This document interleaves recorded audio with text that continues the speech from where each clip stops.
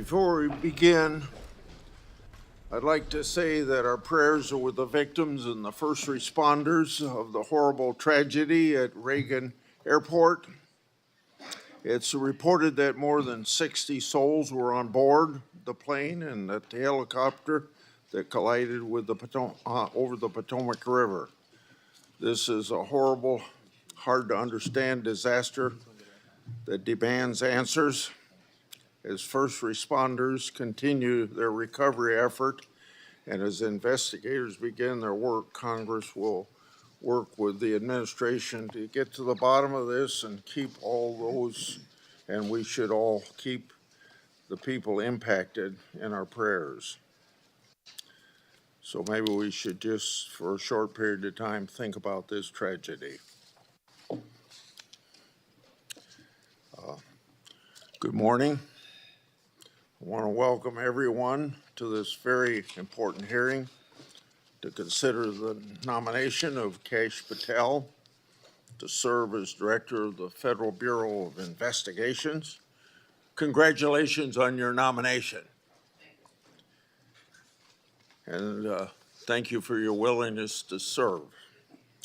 Before we get started, I want to set out a couple of ground rules, kind of ordinary for controversial hearings like this. I want everyone here to be able to watch the hearing without obstruction. If people stand up and block the view of Those with Robinhood Gold can enjoy a 3% IRA match. Tremendous. What if we could connect people to new possibilities, turn thinking into a way forward?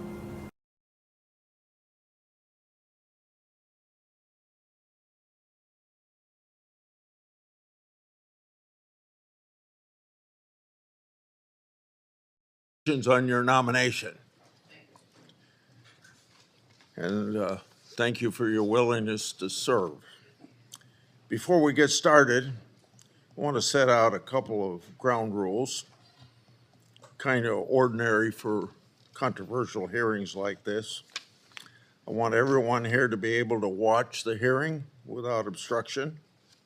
If people stand up and block the view of those behind them, or if they speak out of turn, it's quite obvious that it's not fair or considerate to everybody else in this room.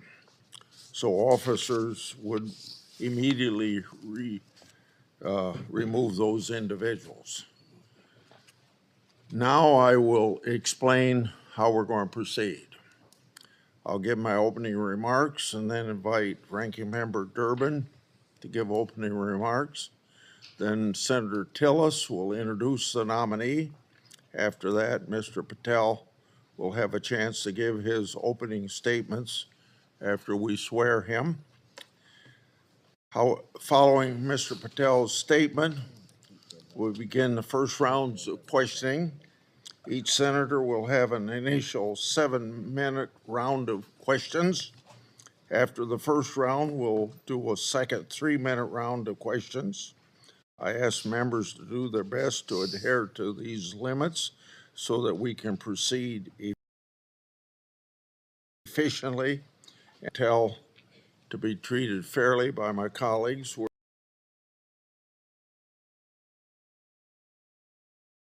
To do their best to adhere to these limits so that we can proceed efficiently and tell to be treated fairly by my colleagues. We're nominated Mr. Patel to one of the most important offices in our government. And to get here this far along in the process of your nomination, you gave us much information. You submitted over 1,000 pages of records to the committee, over 1,000 individual interviews, and many hundreds of hours of media. Thank you. I thank your family for coming. I know some of them have traveled to get here, and I know they're very proud of you, and I determined that by looking them in the face. Public trust in the FBI is low. Only 41% of the American people think the FBI is doing a good job. This is the lowest rating in a century.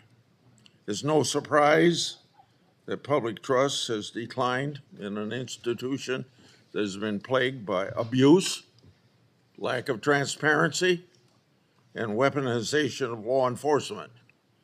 Nevertheless, the FBI remains an important, even indispensable institution for law and order in our country. It's the people on the top floor of the J. Edgar Hoover building, not your local FBI agents, that have caused the low approval rating. Mr. Patel, I know you know this, but it's your job to restore the public trust and return the FBI to its core mission of fighting crime. Your extensive background gives you a unique position to make this happen. Mr. Patel's career has been a study in fighting unpopular but righteous causes, exposing corruption, and putting America. Is your marketing tech stack stuck in the past? Indeed it is. Upgrade to Apps Flyer. First. For almost a decade, Mr. Patel served as a public defender, defending the constitutional rights of some of the least popular people in this country. After serving as a public defender, Mr. Patel joined the Department of Justice under President Obama as a counterterrorism prosecutor in the National Security Division.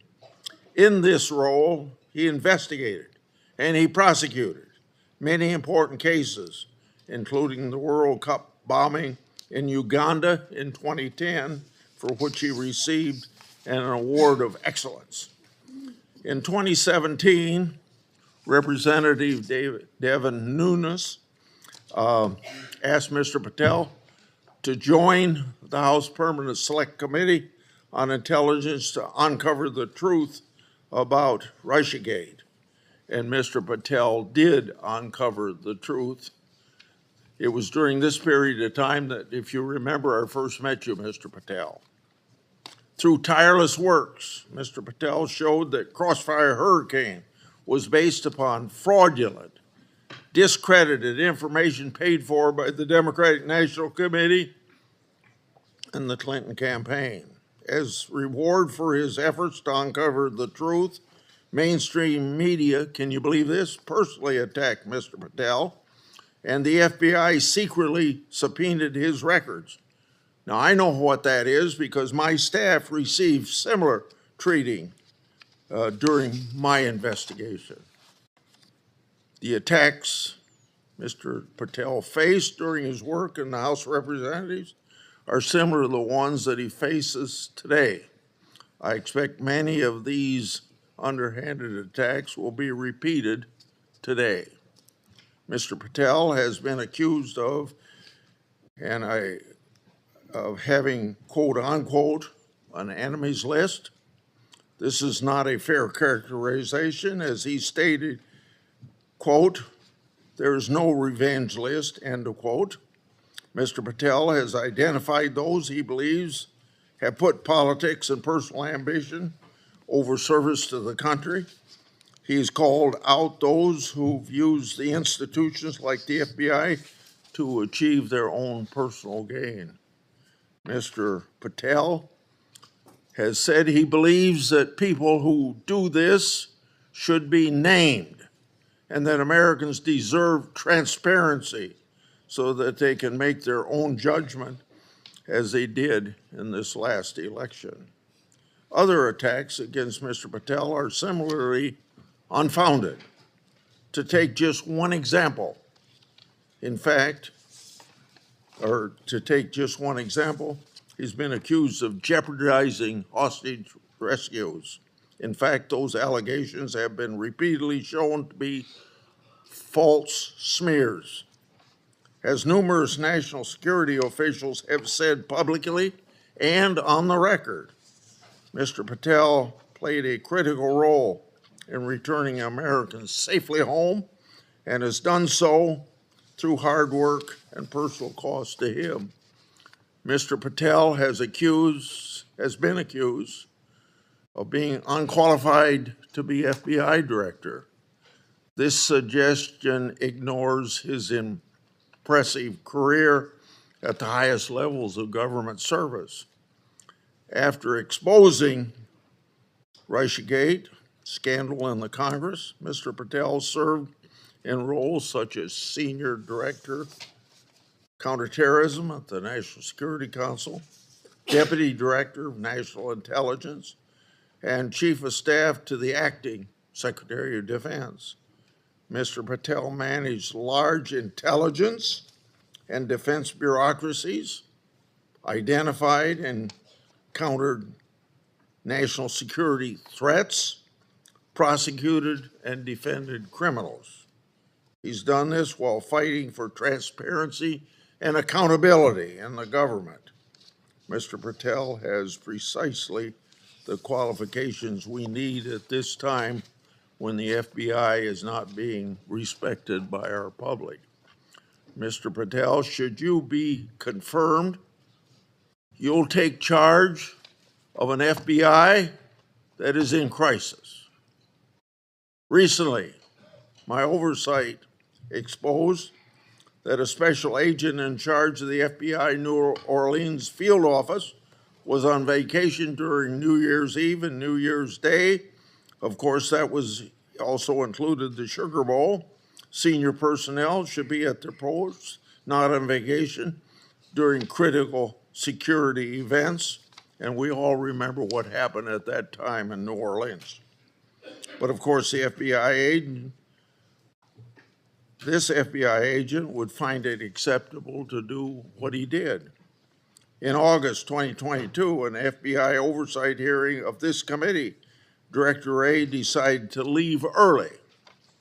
I asked him to stay just 1 hour and 20 minutes longer, but he already made up his mind that he was going to leave. Later, under questioning in November of that year by Senator Hawley, Director Wray admitted that he left this committee hearing early so that he could go on vacation. These two incidents, among others, are examples of the blatant disrespect that the FBI leadership has shown to this committee and indirectly to the American people. In November 22, I released internal FBI records that my office received pursuant to lawful whistleblower disclosures. Those records provided data about how hundreds of FBI employees who had retired or resigned to avoid discipline, many of those employees engaged in sexual misconduct in the workplace. Those records also showed lower-level FBI employees were punished. Lower-level employees of the FBI were punished more harshly than senior-level employees. No, fairness was out the window. Over 1 year later, with no response from the FBI, I asked Director Wray about this at a December 5, 23 hearing before this committee. He publicly pledged to get me the data I requested November, a year before. He and his deputy director never followed through. I also questioned Director Wray about improperly classified information relating to Afghan evacuees placed in our country. At that time, approximately 50 evacuees were already deemed potential national security concerns. So what's the number now? The public has a right to know. I've also raised concerns about whistleblower disclosure, saying that the FBI moved agents from child sex abuse cases to those January 6 cases. The FBI under Director Wray never got his priorities straight. With respect to weaponization, I'd like to turn to a letter I wrote July 20 of 2022 That letter noted that Assistant Special Agent in charge, Tebow, was a key official involved in opening the elector case that became the Jack Smith lawfare operation. That's not supposed to happen. An official at Tebow's rank and position isn't supposed to open cases. That's the job of special agents. For those who don't remember, Tebow was the anti-Trump agent that violated the Hatch Act for his political conduct in office. My letter also noted that Richard Pilger, who ran the Justice Department's election crime branch, was involved in the approval. Now I'd like to call the committee's attention to something I'm going to share with you, information about the FBI's that's never been made public before. Do you have those? Oh, yeah, I'm sorry. In my hand are a series of FBI emails. The first is an email that Tebow sent to subordinate agent on February the 14th, 2022. He said, quote, "Here's a draft opening language we discussed," end quote. The draft opening was attached and it included material that would later become part of Jack Smith's elector case. The second email, February 24th, 2022, email from Tebow to John Crabb, a prosecutor in the U.S. Attorney's Office for the District of Columbia, saying, quote, "I had a discussion with the case team and we believe there is predication to include former President of the United States, Donald J. Trump, as a predicated subject," end quote. This FBI case would later be codenamed Arctic Frost. The third email, February 24th, 2022, email from Tebow to John Crabb, noting that the Attorney General and the FBI approval will be sought to open the case. The fourth email, February 25th, 2022, email from Tebow, subordinate agent, saying they added Trump and others as a criminal subject to the case. Tebow responded, quote unquote, "perfect." The fifth email, March 22, 2022, from Tebow, emailing a version of an investigative opening for approval. This didn't include President Trump. I want to make clear, that one didn't include President Trump as a criminal subject.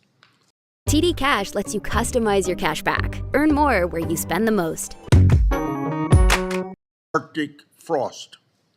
The seventh email is an April 13th, 2022 email from FBI agent to Tebow stating that the FBI deputy director approved its opening. The eighth email on the same date had Tebow emailing John Crabb that the elector case was approved. Crabb responded, quote, "Thanks a lot. Let's talk next week," end quote. Between March 22nd and April 13th, other versions of the document opening the investigation existed because a ninth email shows that the FBI General Counsel Office made edits on March 25th. Was Trump still removed as an investigative subject? If so, which Justice Department FBI officials other than Jack Smith later added him for prosecution? I expect the production of all records on this matter to better understand the full fact pattern and whether other records exist. Notably, approval of these documents was also given by Richard Pilger. This committee has written about Pilger undermining the Justice Department's efforts during the 2020 election for partisan purposes. These emails and documents substantiate my July 2022 letter, which the FBI ignored. And I hope you, when you get there, won't ignore my letters. Partisan FBI agents and DOJ officials tried and ultimately succeeded in launching a full field criminal investigation and prosecution of the President of the United States. Justice Department and FBI leadership acted in concert to further a political scheme to take down Trump, just like they did with Crossfire Hurricane. They have yet to learn a lesson, and I hope you'll learn that lesson for them or teach that lesson. And their conduct, yet again, seriously eroded integrity of this once storied institution. As I've said before, if a politically charged investigation is to be open, it must be done the right way, and that didn't happen here. Mr. Patel, in my time, I've never seen our law enforcement intelligence community institutions so badly infected with political decision-making. And I say intelligence community because you know what happened when 55 people, former or present intelligence agencies, signed a letter in 2020 that the laptop was a Russian hoax, as an example. So all of this is these institutions breaking faith with we the people. Mr. Patel, you must be fair, you must be consistent, but you must be aggressive. Your actions must be based on accountability, and transparency brings accountability. Should you do so, you'll have my support. And remember, either you're going to run your agency or the agency's going to run you. And the agency certainly ended up running Director Wray and probably people before him. Without objection, I'm going to put in this letter in the record, and this letter is sent to Director Wray December the 9th last year, calling for him and his deputies to step down, and it's titled, quote unquote, failures. Now I turn to Ranking Member Durbin. Thank you, Mr. Chairman. I appreciate your commitment to the Judiciary Committee's longstanding bipartisan practice of vetting presidential nominees. A little history.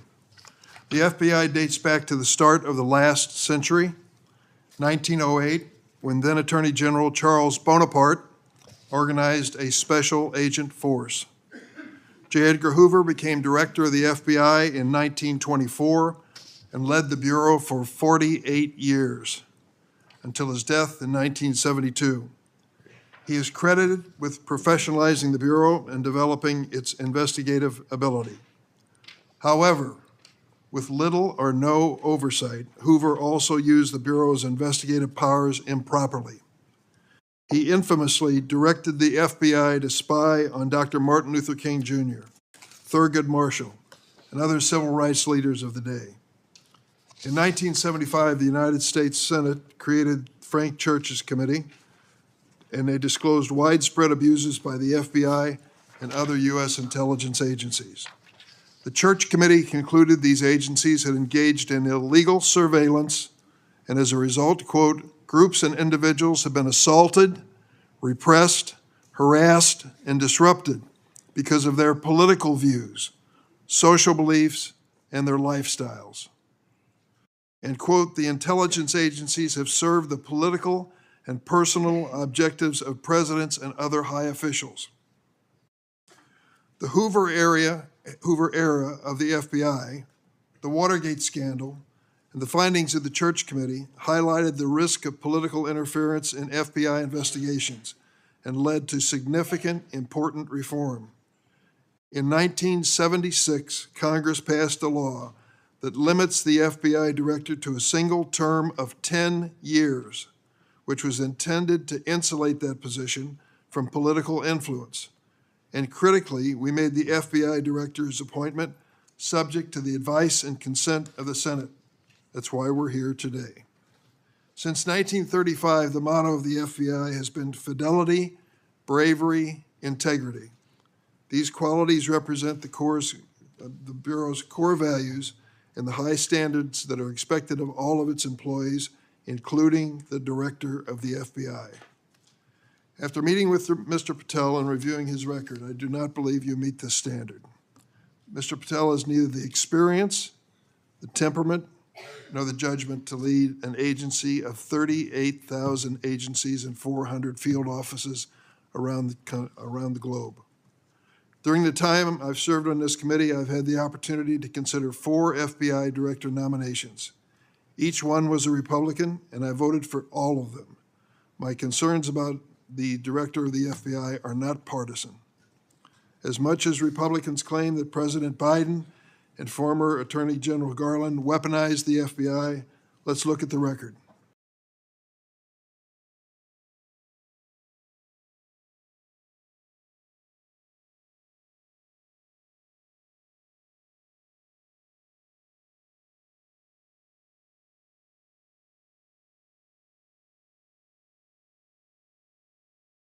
I think therapy has definitely made me a better parent. Without therapy, I feel like I would only... Contrast that with President Trump. Fired his first FBI director, James Comey, forced out his second FBI director, Chris Wray, for being insufficiently loyal. With Mr. Patel, however, obviously the president has found a loyalist. Mr. Patel's loyalty includes touting conspiracy theories that threatened efforts at President Trump's enemies. How do we know Mr. Patel's theories, his beliefs, what motivates him, what he really believes?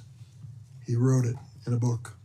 This book, Government Gangsters, I urge all of you to read before you cast a vote for this gentleman. Mr. Patel has published at the back of this book a list of 60 people whom he calls, quote, members of the deep state, 60. This list includes many distinguished public servants who've dedicated their lives to our nation. Among them are Democrats and Republicans, including former Trump administration officials like the former Secretary of Defense Esper. Then there is Mr. Patel's plan to, quote, and I quote him, shut down the FBI Hoover building on day one, reopen it the next day as a museum of the deep state. And he has said, quote, we're going to come after people in the media.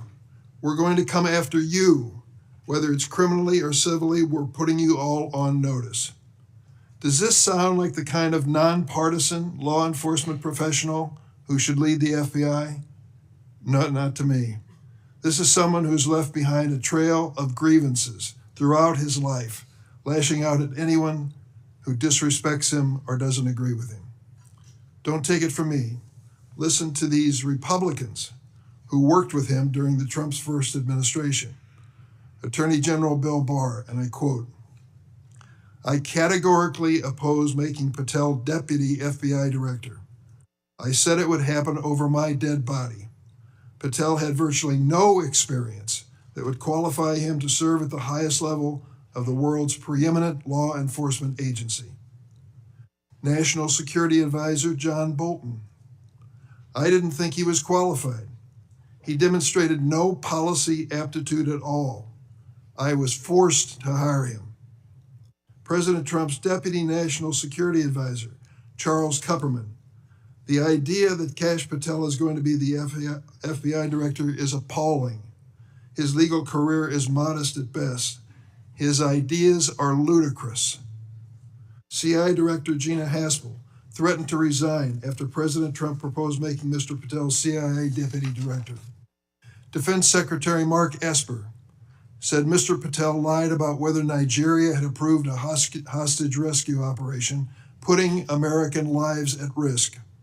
But Mr. Patel would have us believe that all of these public servants, all Republicans, all from the first Trump administration, and apparently anyone else who's critical of him, are nothing but government gangsters, and deep state members.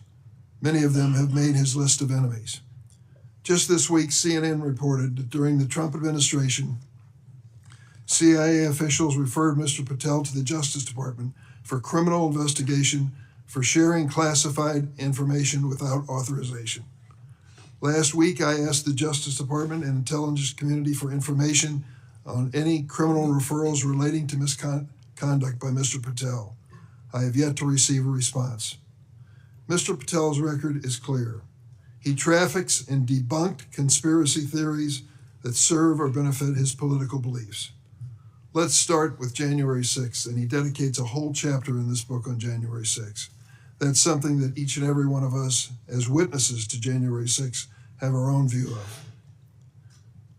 I'll be grateful always to the Capitol Hill police officers who risked their lives defending me, members of Congress, and visitors to the United States Capitol on that day. Mr. Patel posted on social media, quote, January 6th, never an insurrection. Cowards in uniform exposed. End of quote. Let me repeat that. Cowards in uniform exposed. Who was in the Capitol building on January 6th in a uniform? The Capitol Police were. Do you think they were cowards? Many of them risked their lives and some gave their lives in defense of this building. How about the DC police who were here as well? They were in uniform. Cowards risking their lives as well. Some of them being battered and beaten by these mobsters that came into the Capitol. And Mr. Patel claims that the FBI agency aspires to lead. Get this now, was planning January 6th for a year. He says the FBI was planning January 6th for a year. That's a quote. Mr. Patel has gone so far as to co-produce and sell musical recordings of a song performed by January 6 rioters in jail, rioters who violently assaulted police officers. He has described this January 6 choir as, quote, political prisoners. Political prisoners. But at least 6 members pleaded guilty to assaulting law enforcement officers on January 6. All 6 have now been pardoned by President Trump. Here are some of those people who received blanket clemency by President Trump on his first day in office in the second term. Julian Cater assaulted Capitol police officers with pepper spray, incapacitating 3 officers.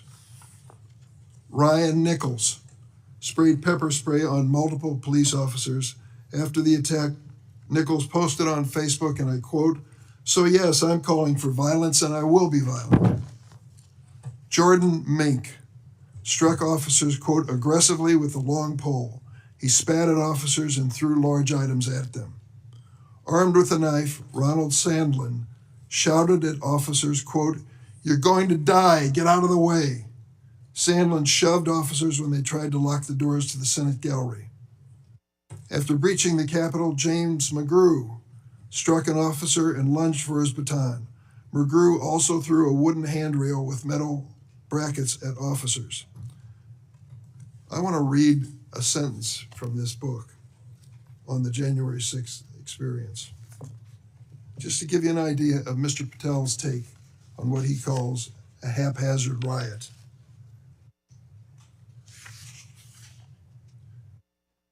By everything we could see, the crowd at the Capitol was unarmed or armed only with non-lethal objects like bottles, flagpoles, or bike racks. Mr. Patel has also peddled conspiracy theories for his own financial benefit, promoting a line of dietary supplements that claim to help people detox from COVID-19 vaccines. During my time on this committee, I was fortunate to get to know and work with former FBI Director Bob Mueller. I met him a few days after 9/11. That's when he took over the FBI. I trusted him, I worked with him, I did everything I could to help him, because I believed that the FBI was a critical central agency in restoring America's confidence that we were safe. Bob Mueller was an extraordinary man. Oh, he was a Republican, make no bones about it. He said it and admitted it, and I knew it. He comes from the San Francisco area, And when he was in college and graduated, a friend of his a year ahead of him had enlisted in the Marine Corps and was killed in Vietnam. Bob was inspired to do the same thing, join up in the Marine Corps, and he did. And he was a first lieutenant in Vietnam. He received a Bronze Star with a Valor Pin, and he also received a Purple Heart. He was injured in battle. I read about his experience because after he was healed from that wound to his leg, he returned to combat. He was just that kind of fella. Regardless of party, he was a real American. He was a longtime federal prosecutor, a U.S. attorney, the head of the DOJ's criminal division, and acting deputy attorney general before he became head of the FBI. After 9/11, I worked with him, and we had a good relationship, a professional relationship. We didn't always see eye to eye, but I respected him so much for what he had given to this country. In this book, Mr. Patel calls Director Bob Mueller, quote, a swamp creature. With all due respect, Mr. Patel, I've not worn the uniform of this country, and neither have you. To think that you would denigrate Bob Mueller's service to our country and call him a swamp creature is an indication of the depths your political views take you. The FBI plays a critical role in keeping America safe from terrorism, violent crime, and other threats. Our nation needs an FBI director who understands the gravity of this mission and is ready on day one, not someone who is consumed by his own personal political grievances. The American people deserve an FBI director focused on keeping our families safe from terrorism, drug trafficking, and violent crime, not this checklist of grievances we find in this book. Mr. Patel, your record makes it clear you're not that person. I yield. Thank you, Senator Durbin. Before I call on Senator Tillis, I want to clear up something the way I see it, and I think I'm going to invite everybody that it can be cleared up. This business about what Mr. Patel said about cowards in uniform, it's a mischaracterization of what he actually said. So I'm going to invite you to listen to the interview Mr. Patel gave that linked to his post to hear what he actually said. When he said cowards in uniform, he was talking about senior Pentagon leadership failing to mobilize the National Guard to protect the Capitol. His comments had nothing to do with police. Mr. Patel made his comments while discussing an article in the New York Times exposing grave miscommunication between the Department of Defense and the DC National Guard. So I would encourage people to follow up on that. Senator Tillis. Thank you, Mr. Chairman, Ranking Member, colleagues on the Senate Judiciary Committee. It's my honor to introduce Kash Patel, President Trump's nominee to be FBI Director. I've completed due diligence on his life and career, and I'm convinced that Kash possesses significant expertise and ironclad commitment to justice, and he's an outstanding choice to lead the FBI. Kash's parents are Indian immigrants of Gujarati ancestry. They're up here in the front row. The Gujarat state is a melting pot of religions, including Hinduism, Islam, Jainism, with temples, mosques, and other religious sites scattered across the state. His father was raised in Uganda, but his family had to flee the country to escape repression under Idi Amin. His mother was born in Tanzania. They met and married in India and ultimately made their way to New York City by way of Canada, where his parents, along with 7 brothers and sisters and their spouses and at least a half a dozen kids, lived under the same roof. His parents raised Kash in the Hindu faith, and they instilled in him the values of hard work and education. Kash is a devout Hindu, and consistent with his faith, he's shown respect to people of all faiths. Kash attended the University of Richmond, where he earned his bachelor's degree in criminal justice and history. He went to Pace University School of Law, where he earned his JD, and an international law certificate from the University College of London, Faculty of Laws. Kash began his career as a public defender in Florida, where he led or co-led more than 60 jury trials in state and federal court. Kash clearly demonstrated a devotion to upholding the rule of law and defending the rights of individuals. Kash led the defense of Jose Buitrago in United States versus Buitrago, a high-profile case in Florida in 2015. Buitrago was one of the Colombian nationals arrested in a major drug bust involving Operation Backroom. Kash and his co-counsel successfully argued that key evidence was withheld by the prosecution, leading to Buitrago's release. I suspect some of Kash's disdain for prosecutorial misconduct stemmed from this experience. Kash was hired as a senior counsel on the House Permanent Select Subcommittee on Intelligence Committee, in 2017. He told me he distinctly remembers my friend Trey Gowdy comment shortly after they were introduced. He said in Trey's dialect, "Kash, Congress is where righteous investigations go to die. I hope you're ready." I think Kash was ready, and he went on to establish a solid reputation for pursuing the facts, and from there, he held senior posts at the NSC, the Department of Defense, and the DNI. Since leaving the administration in 2020, Kash has written articles and books on national security, law, and governance. Through his work as an author, Kash continues to advocate for justice and transparency, and to be ever vigilant in defending our great democracy and the rule of law. Colleagues, I created a Kash bingo card that I have available to any of my colleagues who would like it on the other side of the aisle. Some may view this as an unserious caricature and not appropriate for this committee. Sadly, I consider it a serious caricature of what I expect to be witnessed today. I think we'll have words like enemies list and deep state. I've already X'd out 4 boxes in the opening statements alone. The fact of the matter is, some people will be here to simply substantiate a false narrative. At worst, they may be just going through an unfounded litany of quotes and half-truths, some of which have already been dispelled by the chairman after the opening statements. Mr. Chair and Ranking Member, in my 10 years in the Senate, I hope I've established a reputation for being fair, doing my homework, and taking tough positions that have been met with harsh criticism. Heck, I've even been censured by my entire state and 30 counties for taking tough positions. And I stand by those decisions today and my decision to support Kash Patel. When President Trump announced his intent to nominate Kash, I contacted Trey Gowdy and others who worked with Kash, and they gave me glowing recommendations. So I called Kash on December the 2nd, and I offered to help him with his nomination.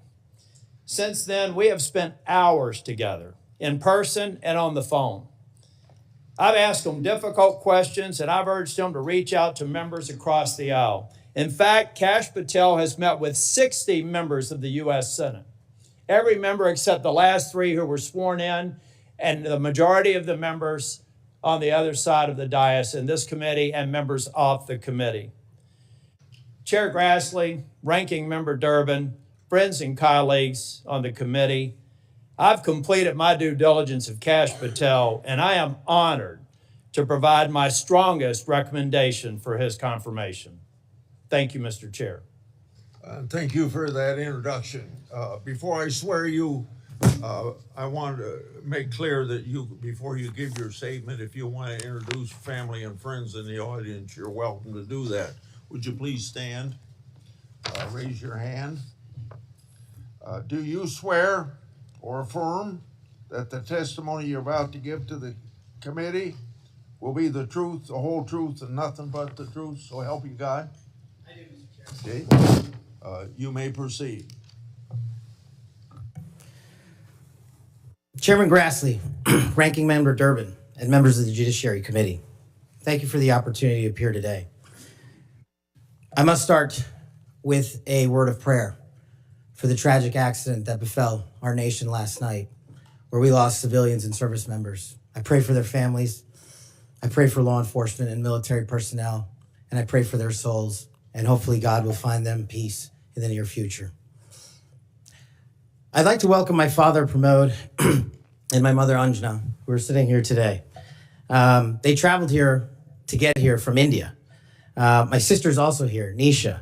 She also traversed the oceans just to be with me here today. It means the world that you guys are here. Jesse Krishna.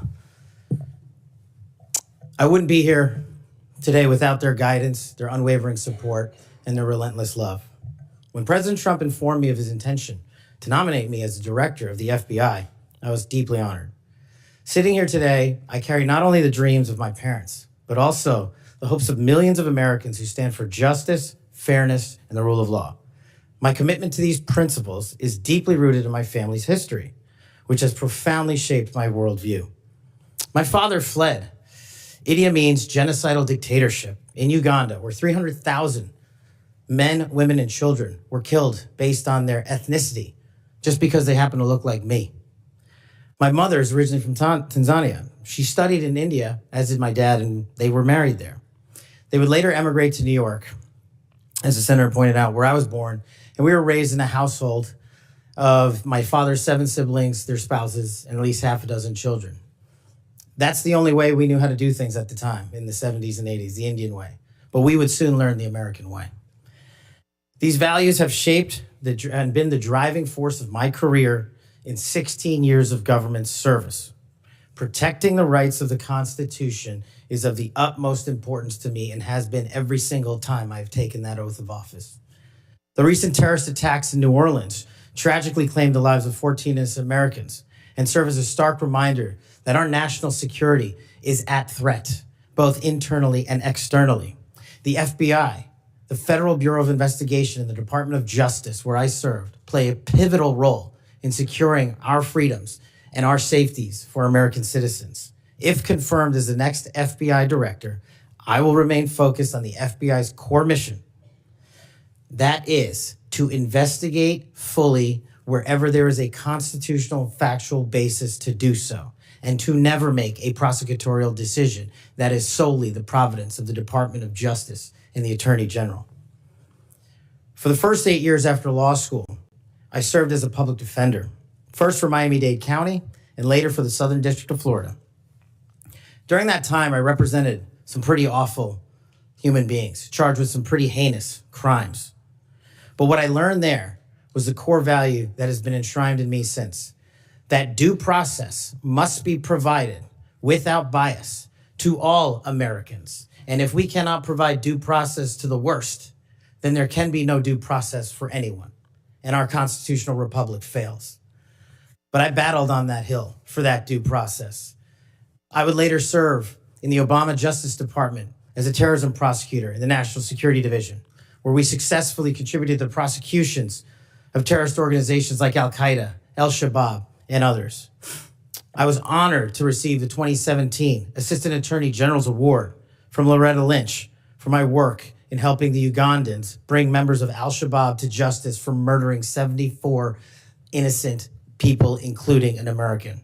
I would also receive the Human Intelligence Award from the intelligence community for related work on that mission.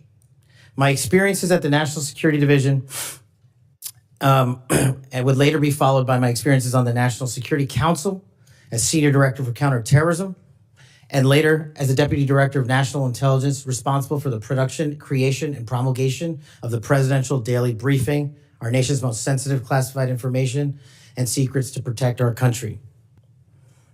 My time in the White House was preceded by my time right here in Congress as a staffer on the House Intelligence Committee, where I spearheaded the investigation that exposed serious FISA, Foreign Intelligence Surveillance Act, abuses by members of the Department of Justice and the Federal Bureau of Investigation. That misconduct eroded the public trust in our FBI. The erosion of trust, as Chairman Grassley pointed out, is all too low today. 40% of Americans have trust in the FBI. In order to get it back, there's a twofold track, Senator. One, violent crime is exploding in this country, and we cannot afford them to allow it to run away. We must tackle violent crime. Just in 2023 alone, there was 100,000 rapes, 100,000 drug overdoses, and 17,000 homicides. The priority of the FBI, if I'm confirmed, will be to ensure that our communities are protected and safeguarded and our children have parks to play in and not needles to walk over. The way we do this, we let good cops be cops. We let law enforcement and we provide them with the tools necessary and resources they need to get after violent crime. The second way we do this on equal track is aggressive constitutional oversight from Congress. The public trust can only be restored if there is full transparency, and I am committed to that full transparency. Members of Congress have unfortunately submitted hundreds of questions that have been unanswered by the FBI in recent times. That will not occur if I am confirmed. All appropriate requests for information will be responded to expeditiously and fully. I'm committed to working alongside the dedicated men and women of the FBI. They are warriors of justice, and I will always have their backs because they have the backs of the American people. I look forward to answering your questions, and I want to take a moment to thank my family, my friends, people who've traveled here, and my entire team that has made this day possible. God bless America, and I look forward to your questions.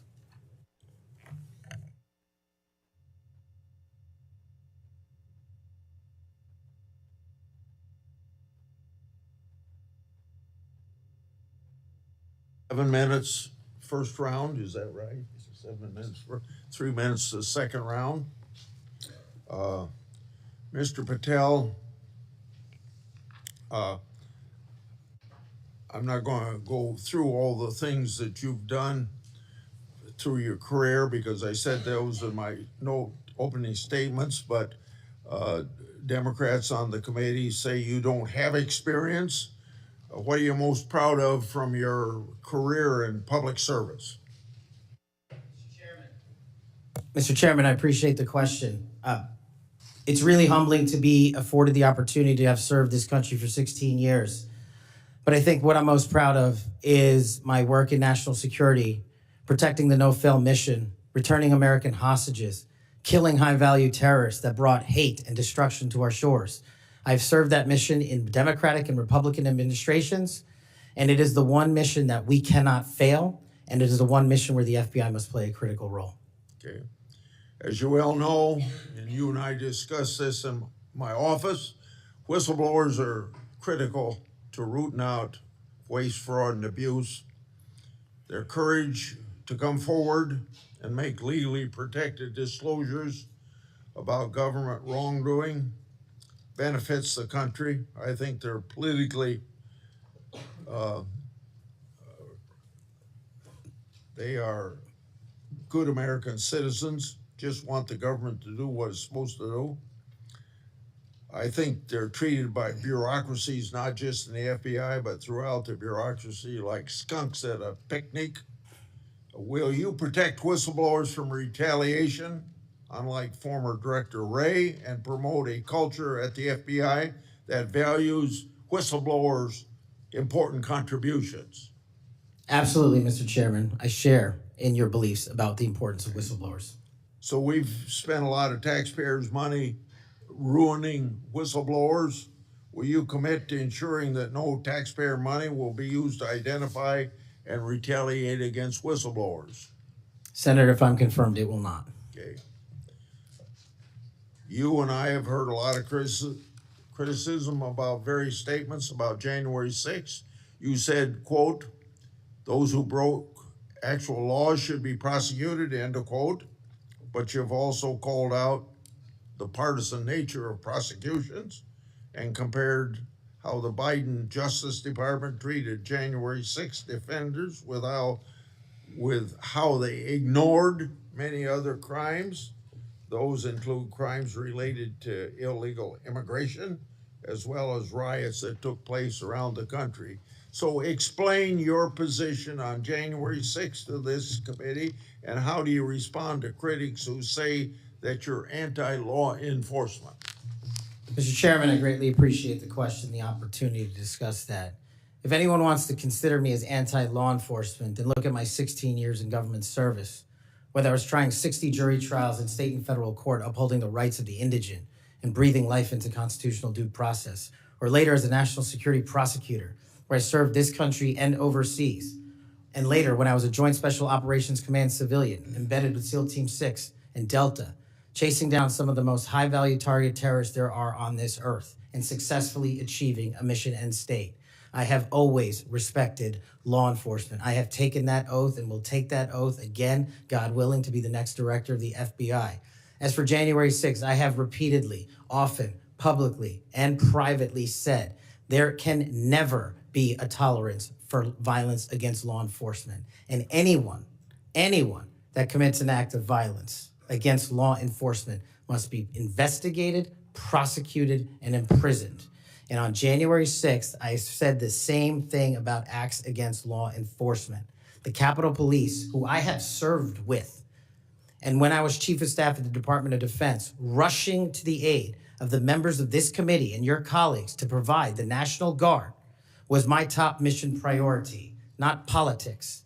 And that is my love of this country to protect our laws and our way of life. And it was no different. If there's any ever corruption, I have been the first to call it out. And I will continue to call out corruption in government service because it is a privilege to serve this nation. Thank you, Mr. Chairman. Outside of this committee, and some people on this committee have accused you of promoting the QAnon movement. My colleagues have already asked your future boss, Mr. Bondi, many questions about this. I think it's easy to see these attacks for what they are, guilt by association. Are you a follower or promoter of QAnon? No, Senator. In fact, I have publicly, including in the interviews provided to this committee, rejected outright QAnon baseless conspiracy theories or any other baseless conspiracy theories. They must be addressed head on with the truth, and I will continue to do that. And I will always continue to support Americans who support law enforcement, our military, and want a secure border. Over the past 4 years, the FBI and Justice Department have weaponized law enforcement towards partisan ends. This has affected you personally. You, along with even members of my staff, were the victims of FBI overreach when they secretly subpoenaed your records during the investigation into Crossfire Hurricane. Inspector General Horowitz of Justice Department was right to say actions like this have a quote, unquote, chilling effect on whistleblowers. How do you intend to make sure that this kind of misconduct never happens again? Senator, this may be one of the scenarios that most uniquely qualifies me to take command at the FBI. Having been the victim of government overreach and a weaponized system of justice and law enforcement, I know what it feels like to have the full weight of the United States government barreling down on you. And as the Biden Inspector General determined, those activities by the FBI and DOJ were wholly improper and not predicated upon law and facts. I will ensure, if confirmed, that no American is subjected to that kind of torment, to that kind of cost, financially and personally. And most importantly, I will make sure that no American is subjected to death threats like I was, and subjected to moving their residences like I was, because of government overreach, because of leaks of information about my personal status. If confirmed as FBI director, Mr. Chairman, you have my commitment that no one in this country will feel that pain. Senator Durbin. Thanks, Mr. Chairman. Mr. Patel, I woke up this morning to National Public Radio, and they had an item on there about what has happened to those who were given blanket clemency by President Trump. One of these individuals was a man named Matthew Huddle. Are you familiar with him? I'm sorry, what was the last name? Matthew Huddle. If you could remind me, Senator. Well, I was reminded again this morning. He's a man who's been found guilty of numerous crimes. The one described this morning was the outrageous situation where he beat his 3-year-old child to a point where the poor kid couldn't even sit down for a week. Mr. Huddle was one of the demonstrators who came to the Capitol on January 6th. He was incarcerated and charged with, and pled guilty to crimes that he had committed, violence against police officers. After he was released by President Trump, he returned to his home state of Indiana. A few days later, he was stopped on the road, pulled a gun on a policeman. The policeman, sheriff's deputy, turned, shot, and killed him. This is not the only instance of a person who received President Trump's clemency committing another crime. Peter Schwartz was mentioned this morning on the radio. 38 criminal convictions, 38. He'd been sentenced to 14 years in prison. He was released because of the president's unconditional clemency, which was given to him as well. So I guess my question is this. Was President Donald Trump wrong to give blanket clemency to the January 6th defendants? Thank you, Ranking Member. A couple of things on that. One, the power of the presidential pardon is just that, the president.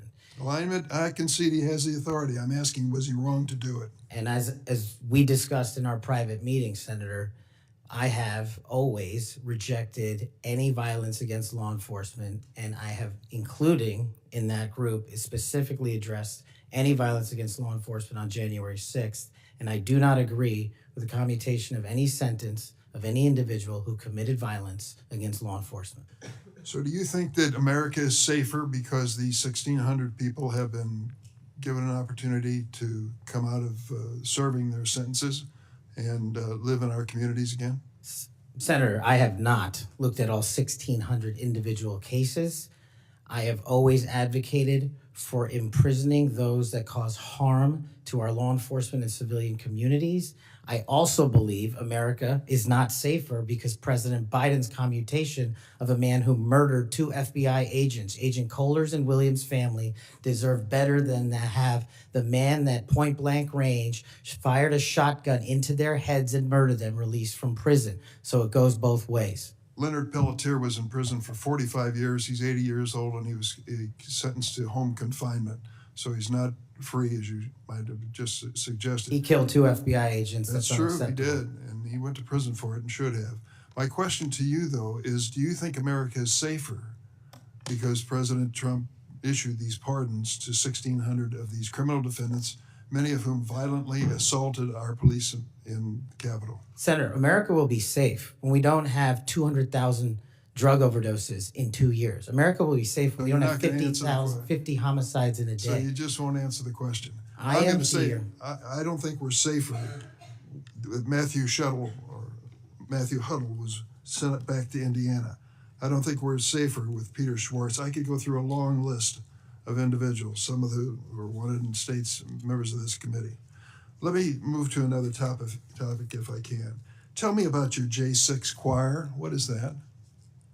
Well, it's not my choir. It's simply a recording that was utilized to raise funds for families in need of nonviolent offenders. Who sings on this recording? I don't know, Senator. What did you have to do with it? Simply to raise funds to assist families of nonviolent offenders whose kids needed college education payments and whose rent needed being paid. My understanding is that the performers on this J6 choir were the rioters who are in prison. I'm not aware of that, sir. I didn't have anything to do with the recording. You weren't aware of who made the recording? No, Senator. That's interesting.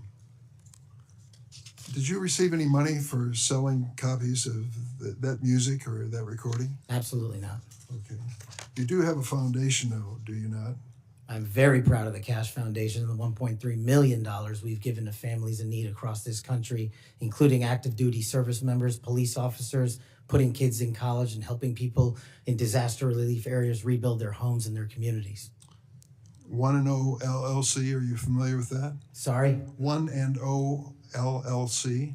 I believe, Senator, you're referring to the LLC that one of the individuals has his private business with. Is it part of the Kash Foundation in any way?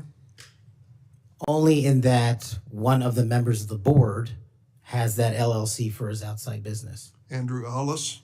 I believe that's his name, yes. Yes. Do you know how much was paid to him from your charitable work?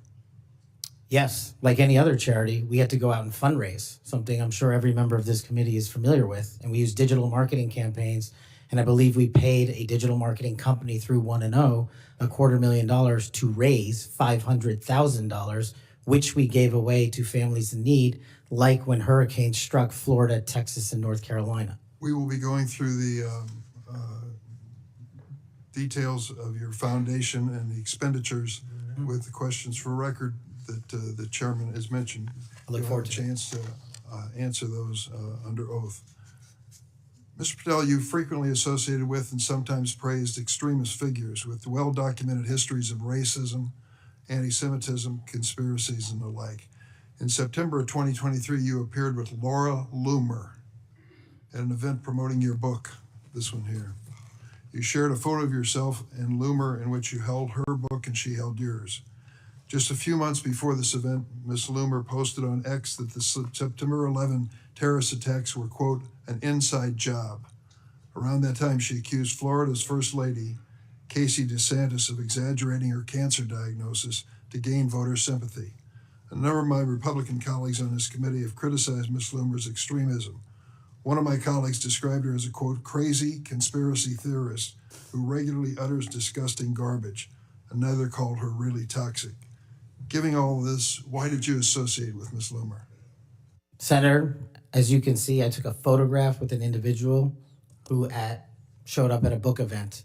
I don't believe I'm guilty by association, and I certainly don't believe that an individual who was the first minority to serve as the Deputy Director of National Intelligence for this country is a racist in any way, and I detest any conjecture to the contrary. You familiar with the Stu Peters? Does that name ring a bell? I'm sorry, what? Are you familiar with Mr. Stu Peters? Not off the top of my head. He made 8 separate appearances on his podcast. He promoted outrageous conspiracy theories and worked with a prominent neo-Nazi. There are more, Ted Nugent, it goes on, list goes on. I'm just asking, when it comes to your association with individuals, why are so many of them in this category? My association, as you loosely define it, is by appearing in media over 1,000 times to take on people who are putting on conspiratorial theories and to devour them of their false impressions and to talk to them about the truth. That is something that I will always continue to fight for, Senator. Senator Graham. Thank you. We'll eventually talk about the FBI. That's the job you're up here for, right? Have you ever been subject to racism as an individual? Unfortunately, Senator, yes. I don't want to get into those details with my family here. Let's get into a few of them. Tell me about it. Well, if you look at the record from January 6th, where I testified before that committee, because of my personal information being released by Congress, I was subjected to a direct and significant threat on my life. And I put that information in the record. I had to move. In that threat, I was called a detestable, and I'll apologize if I don't get it all right, but it's in the record, a detestable sand nigger who had no right being in this country. You should go back to where you came from. You belong with your terrorist home friends. That's what was sent to me. That's just a piece of it. But that's nothing compared to what the men and women in law enforcement face every day. And that's why they have my support. Okay. Growing up, were you subject to racism? Yes, sir. Okay. Now, I think the reason you're here has a lot to do with your work on Crossfire Hurricane. Are you familiar with that FBI operation? I am, Senator.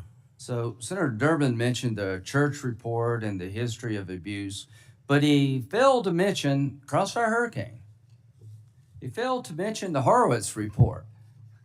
Wonder why? If you're waiting for these guys over here to figure that out, you're gonna die waiting. So this is the Nunes memo. You work for Mr. Nunes over on the House side? David Nunes? Sorry? Are you familiar with this memo by the Foreign Intelligence Service Act abuses Yes. the Department of Justice. Absolutely. Did you help write this memo? I did as a staffer. Okay, I'm gonna put this in the record. Thank you. In this memo, you kind of dissected the abuses of Crossfire Hurricane, right? I did, Senator. And the Mueller investigation. So the Crossfire Hurricane investigators, two of them were Strzok and Page. Are you familiar with them? I am, Senator. Okay, it was opened up on July the 31st, 2016. And here's what Strzok said. And damn, this feels momentous because this matters. The other one did too, but that was to ensure we didn't F something up. This matters because this matters. So super glad to be on this voyage with you. That's to Page. And Page responds a couple of months later, he's not ever going to be president, right? Talking about Trump. Strzok, no, he won't. We'll stop it. Is it fair to say that the people in charge of investigating Crossfire Hurricane hated Trump's guts? Well, you don't have to take my word for it. That statement, along with the statements from the sources. Are during the those days operations. over in the FBI, you hope? Well, if they're not, they will be. Okay, good. You know who Carter Page was? I do, Senator. Do you know that the FBI secured warrants against him on 4 different occasions? Yes, Senator. Do you know that the information that they relied upon came from the Steele dossier? I do. Was it you that were able to find out that the Steele dossier was a bunch of crap? Yes, Senator. We followed the money and we exposed the fraud that was the Steele dossier. And the primary subsource was Ignor Danchenko, right? That's correct, Senator. And he was actually a Russian analyst. That's right. Are you aware that in January he told the FBI that, let's see, what did he tell the FBI? Steele had no proof to support the statements, then it was just talk. The primary subsource explained to the FBI that his information came from word of mouth and hearsay, conversations he had with friends over beers, and some of the information were statements he heard made in jest. And he told the FBI this in January That's of right. 2017. And they got 2 more warrants after that. That's correct. Are you aware that the FBI had volumes of information that the Steele dossier was a bunch of bullshit and nobody ever told anybody at the top? I am, sir. We exposed Or it. they lied about being told. That's correct. So are you aware of the fact that the FISA court rebuked the FBI? Are you aware of the fact that an FBI lawyer went to jail because he misled the court by manipulating a email from the CIA? I am. Do you believe that Crossfire Hurricane was one of the most disgusting episodes in FBI history of a corrupt investigation led by corrupt people who wanted to take Donald Trump down? Yes, sir. Do you think that's why you're in this chair today, to fix that? I think that's a big part of Without the reason. Crossfire Hurricane, this guy wouldn't be here. And my friends on the other side, like pulling teeth, Horowitz investigation, the Inspector General labeled this fraudulent at its core, mismanaged at its core, running stop signs. At every turn, they went forward when they should have stopped. The Durham report said it was obviously politically motivated. FBI agents were telling anybody and everybody that would listen, this is not reliable, this is not trustworthy, but they plowed on. And because of you and Trey Gowdy and others, we now know about this. Everybody who signed the warrant under questioning by me said if they knew then what they know now, they wouldn't have signed the warrant. Comey said that. Yates said that. Rosenstein said that. The reason you're here is because most of the public, almost every Republican believes that the FBI has been used continuously in a political fashion, ignoring evidence, making up evidence, lying to get Donald Trump. And when it came to the Hunter Biden laptop, they told every social media outlet in October 2020, oh, that's Russian disinformation.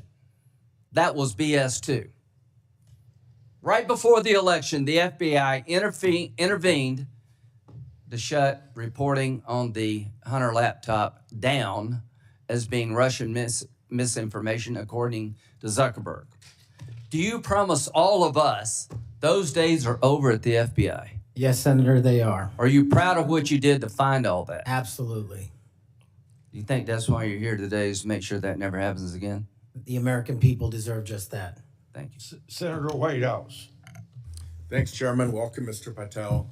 I remember January 6th. Colleagues running through our halls to flee the mob, colleagues shouting that rioters should be shot, us returning to our constitutional business through hallways cleared for us by automatic weapons carrying SWAT teams. None of you, none of us, said those violent rioters should be pardoned. A Republican colleague said such pardons would be hard to believe, even absurd. Your former colleague, J.D. Vance, said the violent rioters should not be pardoned. Even Jim Jordan said pardons would, and I quote, focus on all the people who didn't commit any violence. Well, Trump pardoned all of them. And there's a lesson in that. Every time you think Trump would never go that far, rethink that. We all seem to agree that violence against police is unacceptable, yet more than 600 people who physically attacked Capitol Police officers were just put back on the street, part of a 1,500-person personal Trump army, now out there with people who have proven themselves willing to do violence on Trump's call. In only 10 days, some are already back committing crimes. We've also tried as a committee together to address the dangers of illicit drug sales over the internet, and I assume we're all against murder for hire. But Trump also just pardoned a dark web operator sentenced to life in prison for trafficking illegal drugs online and accused of soliciting murders for hire. Those pardons, as Mr. Patel has said, are a mistake, but they are also a signal that we are entering a strange and dangerous time. That is the context for today's hearing. Warnings that the FBI could become Trump's enforcer, use the powers of law enforcement to stifle speech and dissent, punish political rivals of either party, and hand out free passes, get out of jail free cards to violent supporters are warnings we should heed. Here are some warnings of this nominee's Trump administration colleagues. Former Attorney General Bill Barr said, this nominee has virtually no experience that would qualify him to serve at the highest level of the world's preeminent law enforcement agency, end quote, and we would never be able to command the respect necessary to run the day-to-day operations of the Bureau. That's for the deputy position. Former CIA Director Gina Haspel was reported threatening to resign rather than have this nominee serve under her. John Bolton, Trump's former national security advisor, said, I didn't think he was qualified. I was forced to hire him. Trump's deputy national security advisor, the nominee's former supervisor, said, his ideas are ludicrous. He's absolutely unqualified for this job. He's untrustworthy. And it's an absolute disgrace to even consider an individual of this nature. That's from Republican appointees who worked with him. And here's what this nominee himself has said about using his office to prosecute journalists. We will go out and find the conspirators, not just in government, but in the media. We're gonna come after you, whether it's criminally or civilly. Is that a correct quotation, Mr. Patel? Senator, that's a partial quotation. But it's correct. In part. Regarding his publication of his enemies list, Mr. Patel proclaimed, the manhunt starts tomorrow, and reposted a video depicting him taking a chainsaw to his political enemies. Is that you, Kash Patel, reposting that at the top of that page? Senator, I had nothing to do with the creation of that meme. Is that you reposting it, was my question. And that's me at the top. You said FBI agents were responsible for the violence on January 6th, and I quote you here, beyond a reasonable doubt. Is that what you said? That's completely incorrect, and I appreciate the opportunity to address that. I'll give you an opportunity in writing, but this is my time now. Have at it. An Inspector Attorney General investigation found that that was false. And you said we should impeach judges who rule against Donald Trump, who are, in your words, political terrorists. When this nominee tries to explain all this away, keep one thing in mind. He's testified under oath before a Colorado judge who presided over a Trump case in which he was a witness. And the judge found, and I'm quoting here, he was not a credible witness. His testimony is not only illogical, but completely devoid of any evidence in the record. That's from a judge. This is a dangerous time, and I ask all my colleagues to consider whether these plain comments by this person and by his own Trump administration colleagues should be given a blind eye, just overlooked, or whether, like the warnings of pardoning violent January 6 offenders, they're warnings to be heeded. There is an unfathomable difference between a seeming facade being constructed around this nominee here today and what he has actually done and said in real life when left to his own devices. Conduct shows character. And if you look at history, you see the danger of security chiefs in authoritarian regimes becoming the tools of political power. The characteristics that they often show are that they are vengeful, that they are grandiose, that they are intemperate, that they are partisan and blindly loyal, and that they are servile and won't say no. I'm afraid that the history of this nominee's conduct raises those warnings. And I yield my 1 second back. Before Senator Cornyn, you said you'd like to explain something. I forget the point he made. You can do that now if you want to. Simply this, Senator. In the collective, all of those statements are taken out of grotesque context. And anyone that thinks my 16 years of service isn't exemplary on how I would proceed if confirmed as FBI is intentionally putting false information into the public ether and creating more public discourse. The only thing that will matter if I'm confirmed as a director of the FBI is a de-weaponized, depoliticized system of law enforcement completely devoted to rigorous obedience of the Constitution and a singular standard of justice. Before I call on Senator Cornyn, I'd like to say that we've heard about the January 6th pardons. I think it's important that we remind people at the same time of some pardons by the previous administration. Thomas Sanders, a kidnapper who murdered a 12-year-old girl named Lexus and her mother, Swellen Roberts. Adrian Peeler, a Connecticut drug kingpin who was convicted in the death of an 8-year-old boy and his mother. Leonard Peltier, that's already been referred to, that murdered 2 FBI agents.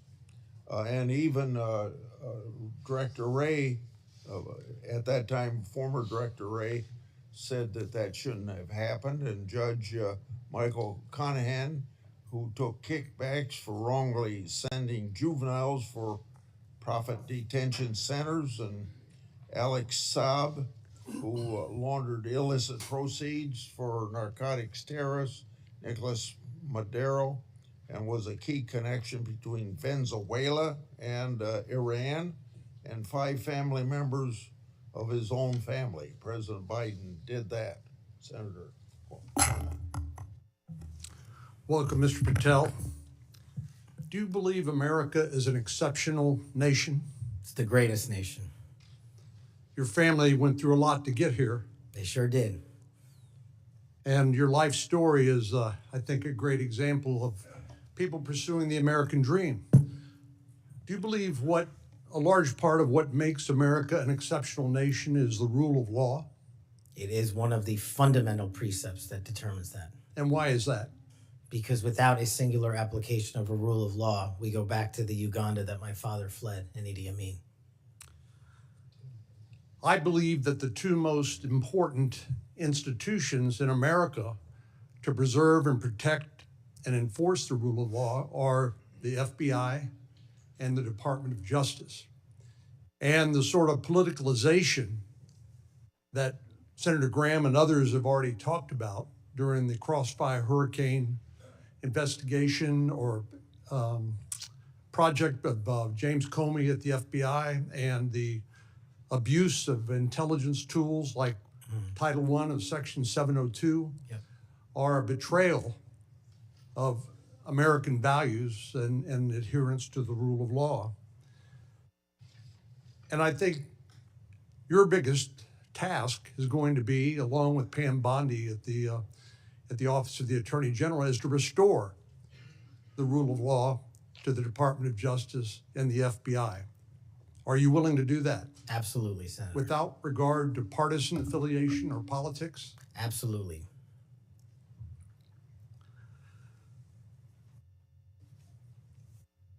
Do you believe President Trump, as the commander-in-chief, needs access to all of the lawfully available intelligence that can be collected by the American intelligence community in order to inform him so that he can make good judgments as commander-in-chief to assure the safety and security of the American people? Having been responsible for the collection and predication and promulgation of that intelligence, I firmly believe he and every president must have it.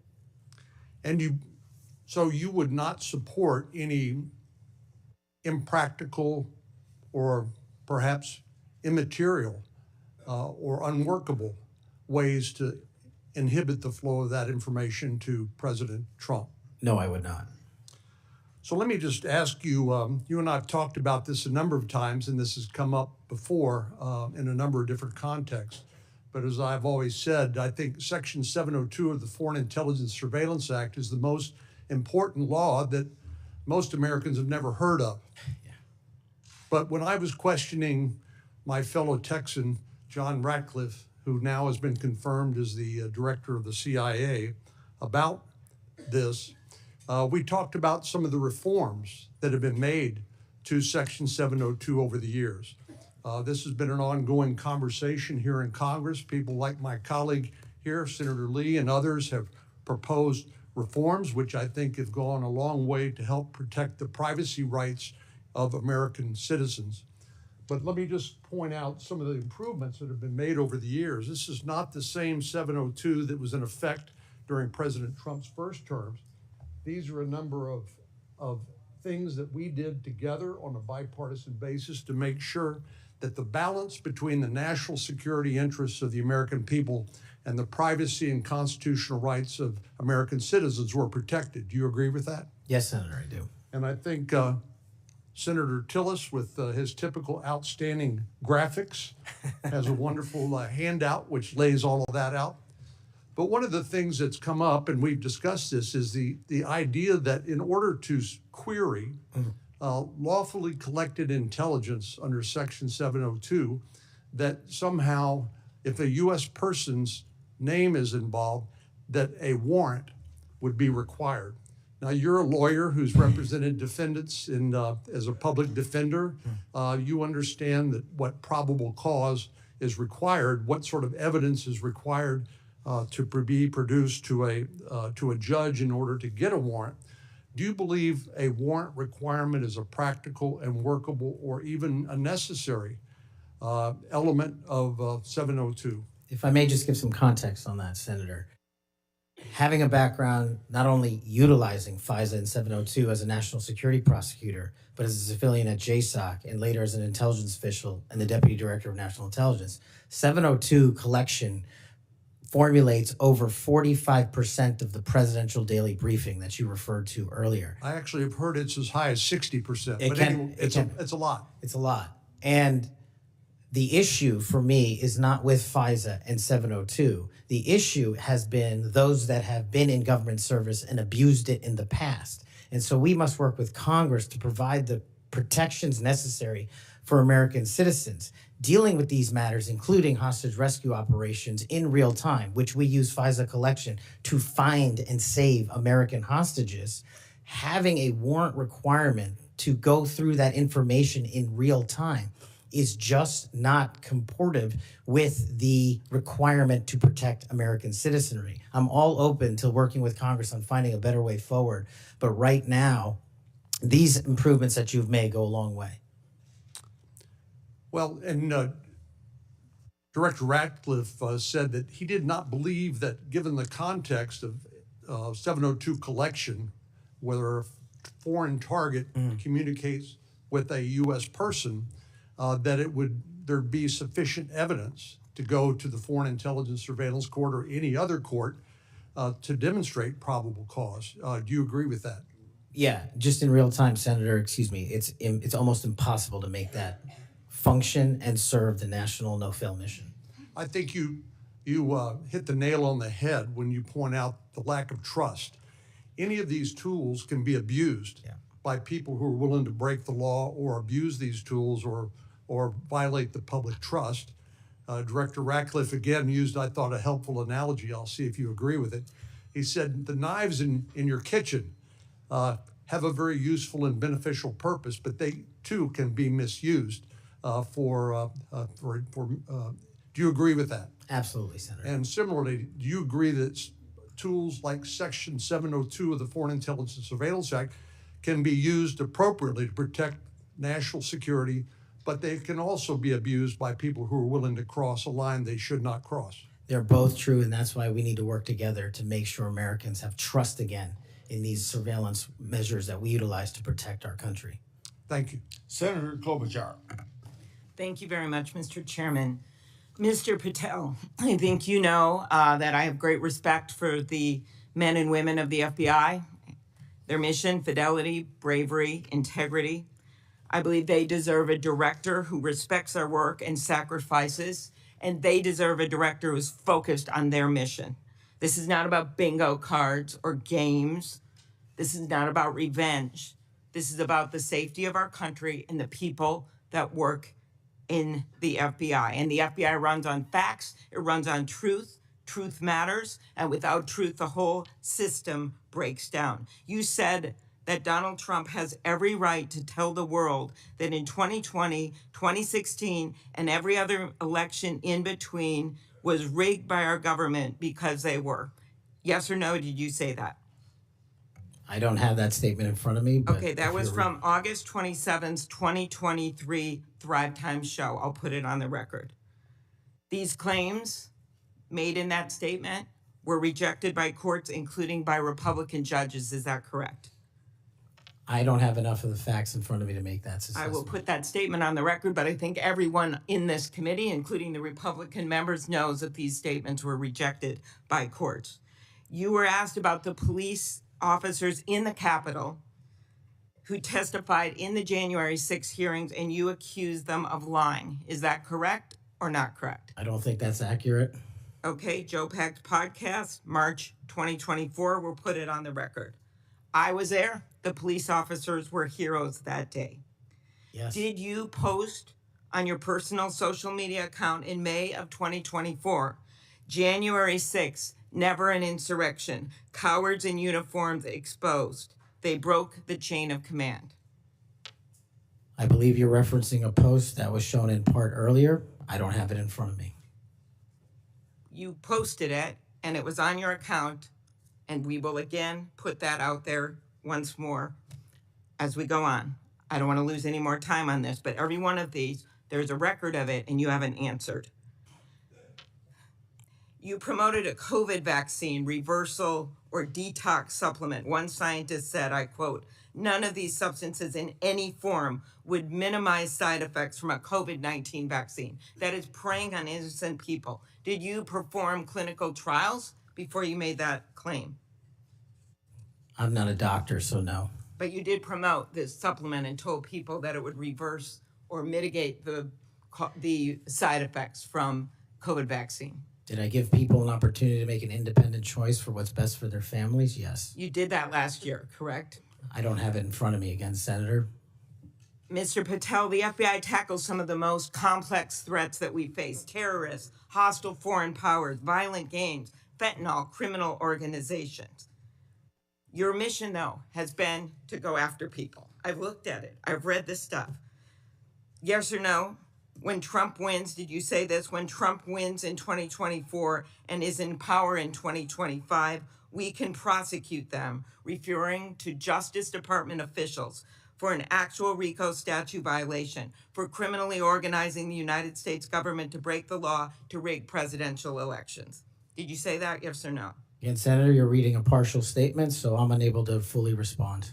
Okay, again, we'll put it on the record. X22 report podcast 20, that is from, I'll get you the date, about a year ago. One of the names on your list was Bill Barr.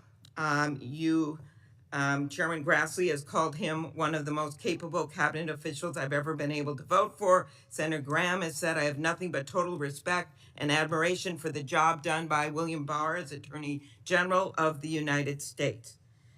Is Bill Barr on your list of whatever you want to call them, been referred to as an enemies list? You've called them deep state after serving his country as the Attorney General of the United States. Is he on your list because of a personal vendetta? Well, it's not whatever we want to call it, Senator. With all due respect, it's not an enemies list. That is a total mischaracterization. I asked you, I actually used the words you used for the list, which was deep state, right? That's what you put at the top. It is a glossary against the Attorney General of the United States.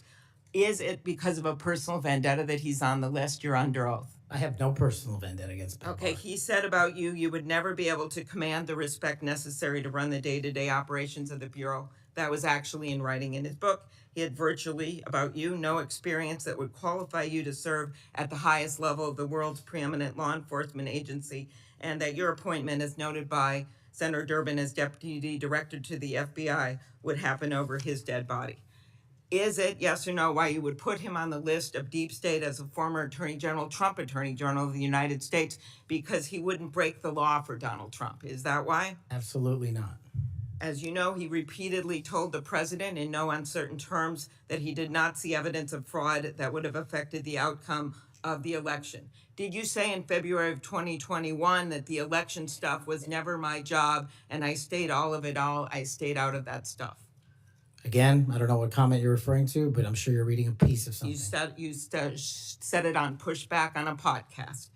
Is it true, though, that in December of 2020, you reached out to the Trump acting Deputy Attorney General and asked him to investigate a conspiracy theory claiming that people in Italy had used military technology and satellites to remotely tamper with voting machines in the U.S. and switch votes for Trump from Trump to Biden? Is that true? What was the date? That was out of December of 2020. I was Chief of Staff to the Department of Defense, so I don't believe that's accurate in any way. That came out of testimony before Congress. I will give it to you.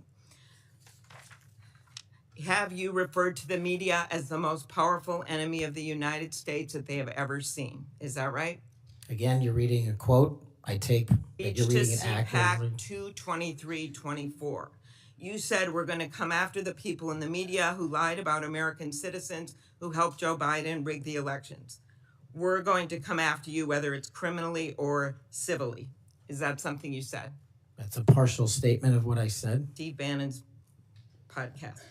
You also said you would put the entire fake news mafia press corps on your list. Is that correct? Is that what you said? I don't have that in front of me. Benny Johnson's podcast, 8/21/23. You have said that the FBI, including today, you said that they remain utterly corrupt. This is an agency with agents who have taken down terrorists, taken down bank robbers, taken down crime. And you wrote that the FBI has become so thoroughly compromised that it will remain a threat to the people unless drastic measures are taken. Do you know that under Chris Wray's leadership, he took over at a very difficult time, we all know that, appointed by President Trump, that during his tenure, the applications to the FBI has in fact tripled? Do you think people would be applying to that agency like in those numbers if they thought it was so corrupt? The American public's trust in it is at 40%. That's an all-time low. Did you say that the FBI headquarters should be shut down and reopened as a museum of the deep state? Mr. Chairman, are we allowed to go an extra time? Let's see, you get a second round. Before I call on Senator Lee. Could he just answer the question if he said that the FBI headquarters where they investigate cybercrime and terrorism should be shut down and opened as a deep state? Hey, Mr. Chair. As a museum. Did he say that the headquarters should be shut down? Mr. Chair. I deserve an answer to that question. He is asking to be head of the FBI, and he said that their headquarters should be shut down. Mr. Chair, parliamentary inquiry. You got anything you want to say, Mr. Patel, before I go on to Senator Lee? Simply this. If the best attacks on me are going to be false accusations and grotesque mischaracterizations, the only thing this body is doing is defeating the credibility of the men and women at the FBI. I stood with them here in this country. In every theater of war we have, I was on the ground in service of this nation. And any accusations leveled against me that I would somehow put political bias before the Constitution are grotesquely unfair. And I will have you reminded that I have been endorsed by over 300,000 law enforcement officers to become the next director of the FBI. Let's ask them. Mr. Chairman, I am quoting his own words from September of 2024. It is his own words. It is not some conspiracy. It is what Mr. Patel actually said himself. Facts matter. You forget that you had 3 minutes in the next round to say what you just said. Okay, I'll say them again. Okay. Before I call Lee. Mr. Chair, just parliamentary inquiry, and it was on time. It wasn't disputing any of the debate, but I intend to keep to my 7 minutes, and I appreciate you keeping everyone to it. If we go over, can we have that decrement against the time in the second round? If a member goes over, that was actually 10 minutes, Mr. Chair. I'm not sure that I want to. Sometimes it's faster to get things done here, just letting people shout and than it does to shut them up. Mr. Chairman, you're a wise man, Mr. Chair. Thank you. Mr. Chairman. Before we go to Lee. Mr. Chairman. Yes, what do you want? I love this guy. Mr. Chairman, I'm unlike Senator Tillis. I mean, if we're going to start this, I want an extra 3 minutes. Well, now my friend Senator Klobuchar went 3 minutes over. So, here what you're saying is the chairman wasn't a very good chairman by not shutting her up. But I've gone through this before, and I think I know how to handle it and get I think you're a star-spangled awesome chairman. I just want to say that for the record. But if you're going to let somebody over there go 3 minutes over, I want my extra 3 minutes. Well, let's see if it's abused by anybody else before we make that decision. I'm just telling you, I'm going to abuse it. Well, I'm not going to let you abuse it. You're a good man, Mr. Chairman. Before I go to Lee, I want to put a statement in the record from 56 former FBI agents wrote to this committee to support this nominee. Quote, never has the FBI faced such an urgent and compelling need for comprehensive reform as it does today. Mr. Patel has proven he possesses the breadth of experience required to address these challenges. His leadership, expertise, and vision make him uniquely qualified to guide the FBI through this pivotal moment. For these reasons, we stand in full support of Kash Patel's nomination. Any objection? So ordered. Mr. Lee. Mr. Patel, while we're talking about your awards, let's talk about the cowards in uniform comment for a moment, can we? Please. Would you like to tell us what that was? Put it in context to help the committee understand what that was about. I think it's important. Thank you, Senator. During that time on January 6th, I was serving as Chief of Staff at the Department of Defense. And days prior, we had received the authorization from the President to issue the National Guard to protect you and your colleagues. But as you know, the law requires a request before the deployment of that guard. That request did not come in until the afternoon of January 6th. Once that request came in, this unfortunately, as has been confirmed by his own testimony, I believe, the Secretary of the Army, Ryan McCarthy, failed to immediately deploy the National Guard and instead took a break to speak to media and make personal phone calls. That endangered the safety of you and your colleagues. And if you look at the Biden Inspector General report, we at the Department of Defense authorized the fastest cold start of the National Guard since World War II and the largest occupation since the American Civil War. And the Biden Justice Department said that we, including myself, as Chief of Staff, when it came to the deployment and employment of the National Guard, acted swiftly and without undue delay. So that's what you were talking about. And that's why you had the reference to the UCMJ. Tell us what that means. The Uniform Code of Military Justice is for uniform officers who betray the code of justice and also act inappropriately. And I thought any delay to have the National Guard arrive on scene here must be called out, whether it was a fellow Republican or not, especially someone under my auspices running the Department of Defense. Okay, so moments ago when Senator Durbin displayed a chart with that quote, there was a reference in part of it to the UCMJ. That's what it was referring to. Yes, sir. Those were the cowards in uniform. Those people who didn't do what they were supposed to do, and a lot of people were put in danger as a result. That's correct, Senator. Okay, thank you. That's very good to know. I do find it significant that we've heard all kinds of aspersions cast in your direction by people who do not know you, by people who do not share your worldview, by people who do not share your commitment to the Constitution or your commitment to public service. I find it astounding that they're willing to say this amidst such great ignorance, and I find it equally heartening that the 56 former FBI officials who know you best, who have worked with you, who actually know who you are, who actually share your view of the Constitution, of the view that you ought to be a law enforcement agency and not a weapon of political warfare. These are the people who stand by you. Those who cast aspersions don't share those views. Would I be correct in surmising that? Yes, sir. Let's talk about the Fourth Amendment for a moment. The Fourth Amendment tells us that in order for the government to breach your expectation of privacy relative to your person, your home, your papers, if they want to search that, if they want to seize you, they've got to get a warrant. And that warrant has to describe with particularity the persons or places to be searched or to be seized and to connect them up with a showing of probable cause. Now, in the case of FISA 702, we're dealing with a somewhat different universe. Now, moments ago, we heard some discussion about FISA 702, about suddenly we've got a different FISA 702 than what we had when President Trump was last in office. Is that true? Because by my count, FISA 702 has not changed substantively since President Trump was in office last. That's correct. Okay. And there was also some back and forth discussion about FISA 702 and the use of it and the fact that in real time, it might not work to get a warrant. This, in my view, misses the point. The concern that the American people have with FISA 702 is not about the real-time collection of communications regarding foreign targets. The concern is that once those communications are stored, you have within them what are referred to as incidentally collected communications of Americans. Text messages, emails, recorded phone calls, and so forth. If they want to go in and search for someone, let's say you, if someone wants to go into one of those databases after they've been collected, let's see if you're unwittingly communicating with somebody who, unbeknownst to you, happens to be an agent of a foreign power or otherwise under surveillance under FISA 702.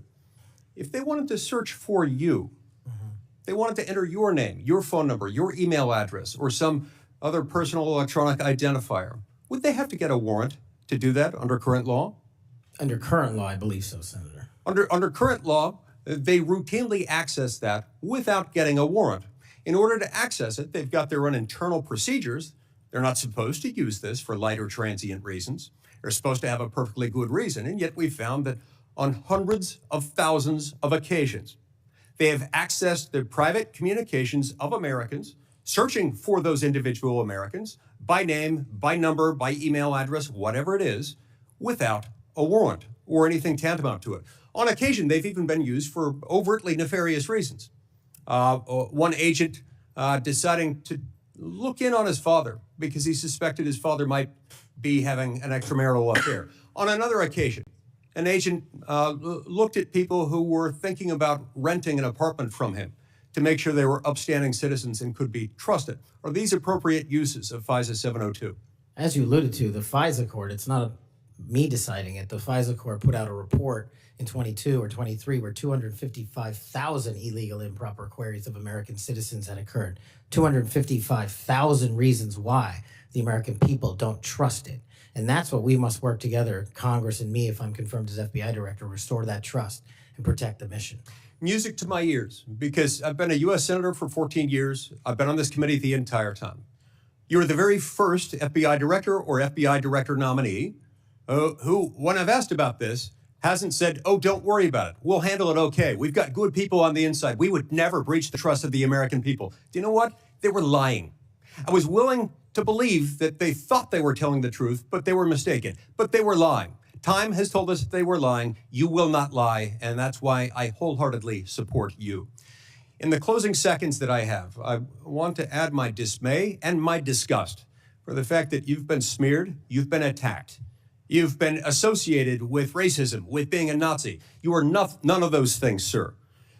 Just as your father lived as a racial minority in Uganda, you've been raised as a racial minority in this country, and you've been nothing but a patriot. Your commitment to the Constitution, to the rule of law, and to the American people is remarkable. And I'm honored to know you, to call you my friend, and to give you my vote. Thank you. Thank you, Senator Coons. Thank you, Chairman Grassley. Mr. Patel, to you and your family, congratulations on your nomination. And we had a constructive conversation last week. I appreciate your taking the time.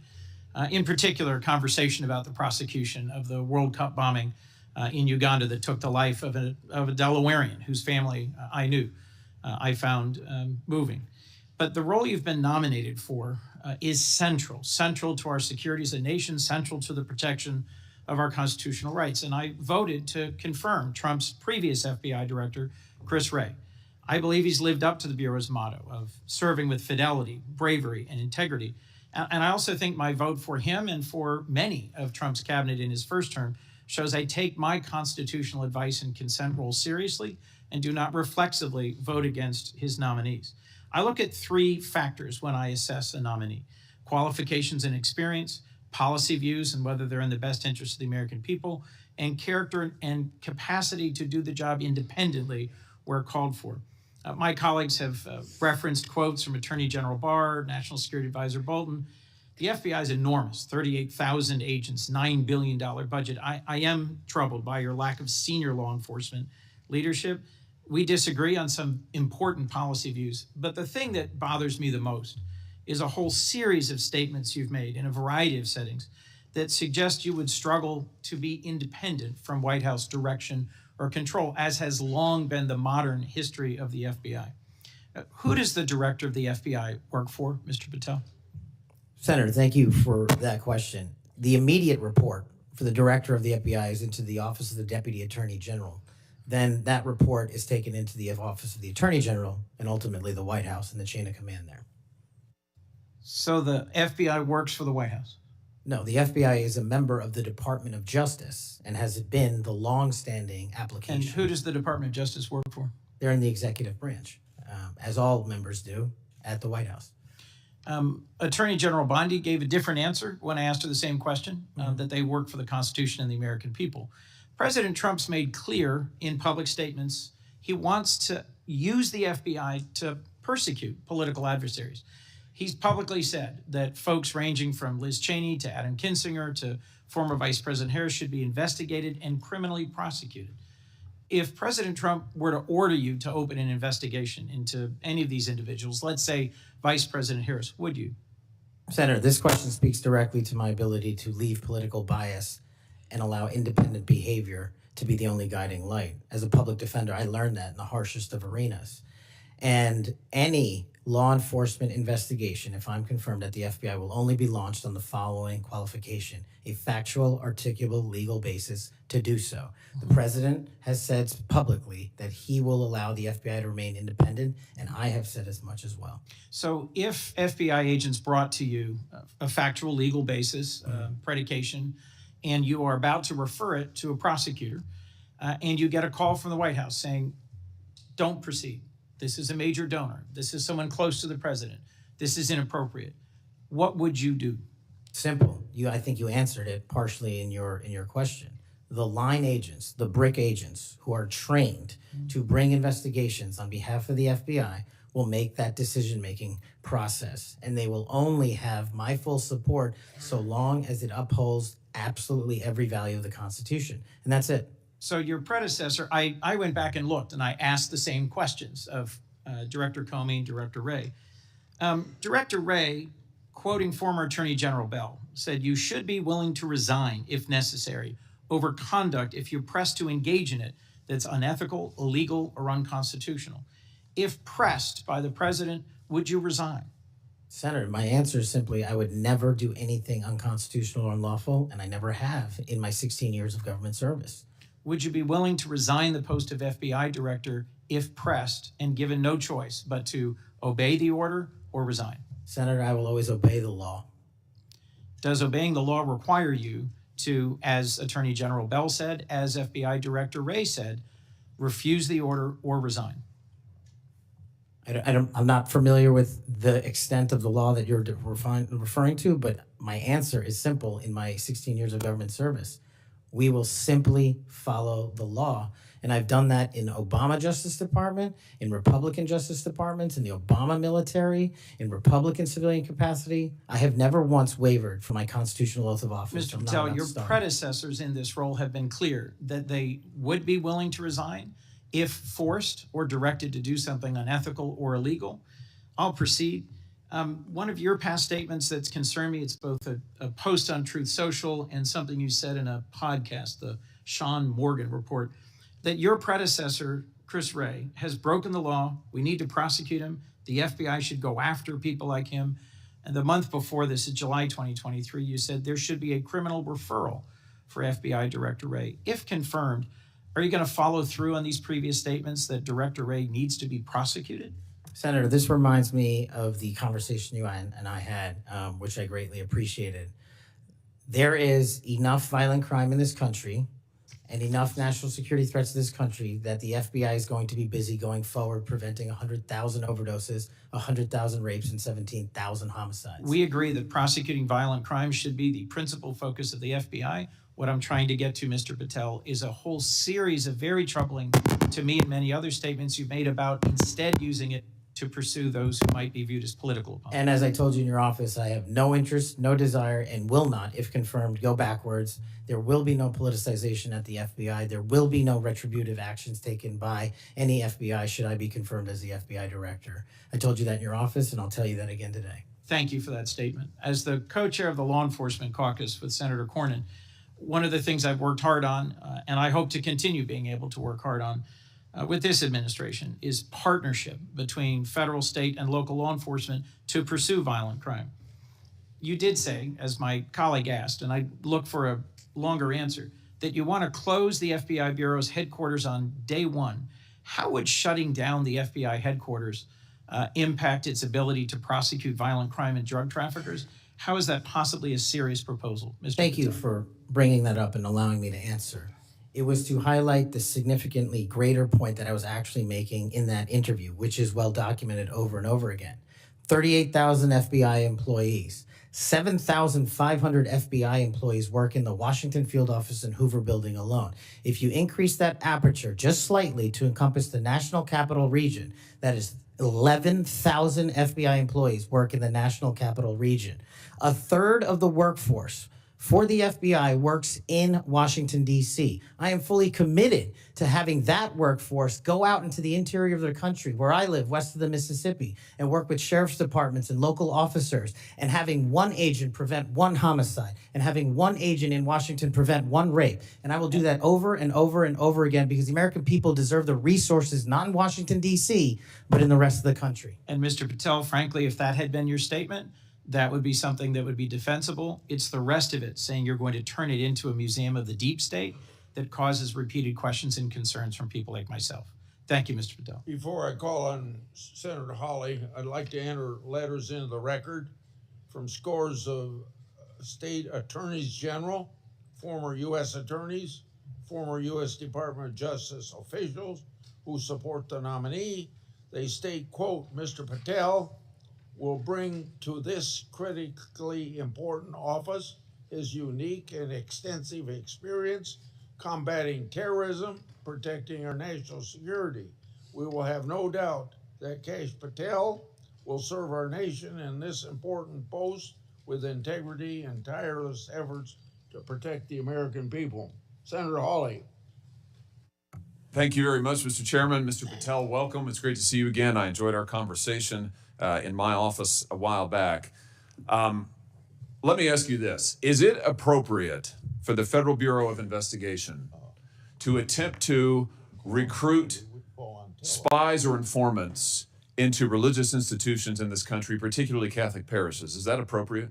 I don't believe so, Senator. Mr. Patel, are you familiar with the recent actions of the FBI in this regard, including this memo that I have right here, making a list of Catholic churches and parishes that they regard as potentially suspect and directing the potential recruitment of informants and other spies, let's be honest, into those parishes? I'm familiar with that memo, Senator. Mr. Patel, would you commit to me that you will, if you are confirmed, that you will finally and officially withdraw this memo and make it clear that this is not only unacceptable, but that it is an absolute violation of the First Amendment that every American enjoys under the Constitution of the United States? If I'm confirmed, Senator, yes. Will you also commit to me that you will conduct an investigation and find out who wrote this memo, who spread this memo, the field offices involved in this memo? Because I can tell you, we've had your predecessor sit right where you're sitting, and he has repeatedly lied to, there's no other word for it, lied to this committee. He told us initially that it didn't happen, that the FBI didn't make any lists of churches. That's not true. We have it. A whistleblower brought forward the list for us. He said then that only one field office had worked on it. Turns out we know from another whistleblower, multiple field offices worked on it. He said that it was never posted on the internal system. It turns out it was. We believe it's still in effect. Will you find out who was involved in this gross abuse of Americans' First Amendment rights?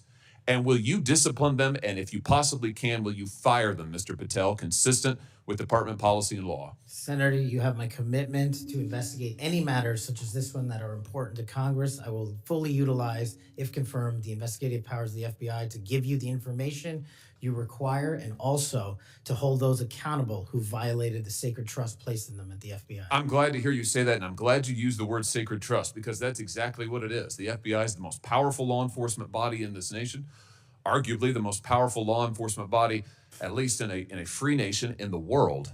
And to have this body corrupted politically, such that it is targeting people of faith in this country and then lying about it to this committee and the American people, is unimaginable. I'll be honest with you, I never thought this would happen in the United States of America. I just didn't. If you had told me 5 years ago we'd be reading memos like this, I would have said, no way, that's bad fiction. In fact, it's a horrible reality.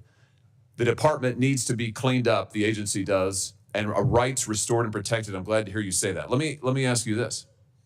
Do you think it is appropriate for the FBI to be sending agents, including counterterrorism agents, to the parents of children who went to school board meetings and asked about critical race theory in their schools, asked about the school's masking policy during COVID? Should those parents be treated as domestic terrorists?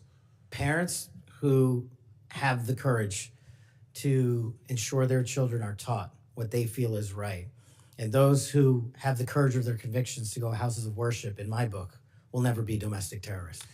I'm delighted to hear you say that. You're familiar, I am sure, with this memorandum issued by the Attorney General, the last Attorney General, Merrick Garland, directing the FBI and other law enforcement agencies to look into parents who went to these school board meetings. And we know from whistleblowers who've come forward to this committee and given us the evidence that, in fact, the FBI opened multiple cases against multiple parents across the nation, I believe, including in my home state of Missouri. Another gross abuse, incredible political power brought to bear against everyday citizens. Why? Because they went to a school board meeting that they're paying for and asked about what their kids were being taught. Once again, I can't imagine, I couldn't have ever thought this would happen in the United States of America. Will you find out who was involved in this policy within the FBI? Who agreed with it, who implemented it, who encouraged it? Will you find out that, Mr. Patel? Will you do an internal investigation? And will you make clear that those who supported this policy are appropriately disciplined? And will you make clear that the FBI will never do something like this again? If confirmed and pursuant to your congressional request, absolutely, Senator. Thank you. Let me ask you this. Do you think it's appropriate for the FBI to target people of faith, particularly those who hold pro-life convictions? Do you think it's appropriate for the FBI to single out and target people of faith in order to discourage the exercise of their First Amendment rights? There can never be a targeting by law enforcement just based on their people's faiths. And yet, under this last administration, the FBI and DOJ together brought numerous prosecutions under the FACE Act for nonviolent protests. President Trump has recently pardoned some of these folks, but it also includes individuals like Mark Houck from Philadelphia region, from Pennsylvania, who had an FBI SWAT team arrive at his door in the early hours of the morning, armed, of course, terrorizing him and his children, took him into custody. They charged him with a FACE Act violation. Why? Because he took his young son to a peaceful demonstration outside an abortion clinic. When his young son was shoved to the ground, he defended him. Mark Houck was acquitted by a jury, acquitted. Nevertheless, the FBI used their full resources, including a SWAT team, to try and terrorize him. Meanwhile, how many churches that were firebombed or pregnancy care centers that were firebombed, how many of them were protected by the last administration? Just about zero. It is an unbelievable instance of targeting. Mr. Patel, will you end this targeting? If you get to the FBI, if you are confirmed, will you end it? And will you make clear to all agency personnel that there can be no targeting on the basis of religious belief, and this will never happen again in the United States of America, at least not under your watch? Senator, if confirmed, and it speaks to an issue we were talking about earlier, there will be no such targeting if I'm confirmed as FBI director. And the resources of the FBI, which are funded by the American taxpayer dollars, in the 7 minutes that you and I have been talking about, 2 people have died from fentanyl overdoses. 1 person has been shot to death in this country, and 3 people have been raped. The resources of the FBI will go to that mission set and that mission set alone, because America deserves a better brand of justice, and I'm going to give it to them. Fantastic. Here's my last question for you. Do you think it's appropriate for the FBI to try and pressure the largest technology corporations in the world, the most powerful corporations in the world, social media companies? Do you think it's appropriate for the FBI to pressure them to censor the political speech of everyday American citizens to try and violate the First Amendment? Is that appropriate, do you think, Mr. Patel? No, Senator. Will you put an end to this, Mr. Patel, if you are confirmed at the FBI? Senator, if confirmed, I will work with Congress to expose any corrupt activities the FBI has participated in, especially involved in the censorship of free speech. Because we know from the court cases that have been brought across this country, and we know from the voluminous factual finding that was done, and it's in the record, that the FBI and other agencies of this government under the last administration pressured, coerced these social media companies to censor speech of everyday Americans on a range of issues, from the Hunter Biden laptop to COVID, to the Dobbs decision, you name it, they tried to censor them. The Constitution doesn't permit the government to do it. The FBI tried to get the social media companies to do it. Will you end this practice, Mr. Patel, once and for all? Senator, I will always follow the law. Thank you. Thank you. Thank you, Mr. Chairman. Senator Blumenthal's next. I want to say, when he's done, so let's see, the 30-minute break would make it about 12:25 or something. I expect you to be back here on time, and I'm going to have Senator Lee I'm going to go open the Senate up now. Will you chair for me? Okay, thank you. Senator Blumenthal. Thanks, Mr. Chairman. Welcome, Mr. Patel. Thank you for being here. And thank you for visiting with me in my office at almost exactly the moment that you were talking to me. The Department of Justice was firing more than a dozen lawyers who worked with the special counsel, Jack Smith, simply because they were involved in that case. You've committed that the FBI will not be politicized. So here's your first test. Will you commit that you will not tolerate the firing of the FBI agents who worked with the special counsel's office on these investigations? Senator, I appreciate the time to visit with you. It is a yes or no answer, and it is your first test. Senator, every FBI employee will be held to the absolute same standard, and no one will be terminated for case assignments. And I'm not going to accept that answer, because if you can't commit that those FBI agents will be protected from political retribution, we can't accept you as FBI director. All FBI employees will be protected against political retribution. Those individuals deserve to be protected from Trump retribution. That was your first test. You failed it. By saying all FBI employees should be protected? That is a test of professional diligence, because it is the measure of whether you will stand up and say no to the president. He gives you an unlawful or illegal order. Let me turn to the J6 choir. You know who the J6 prison choir is, don't you? It's been referenced earlier, yes.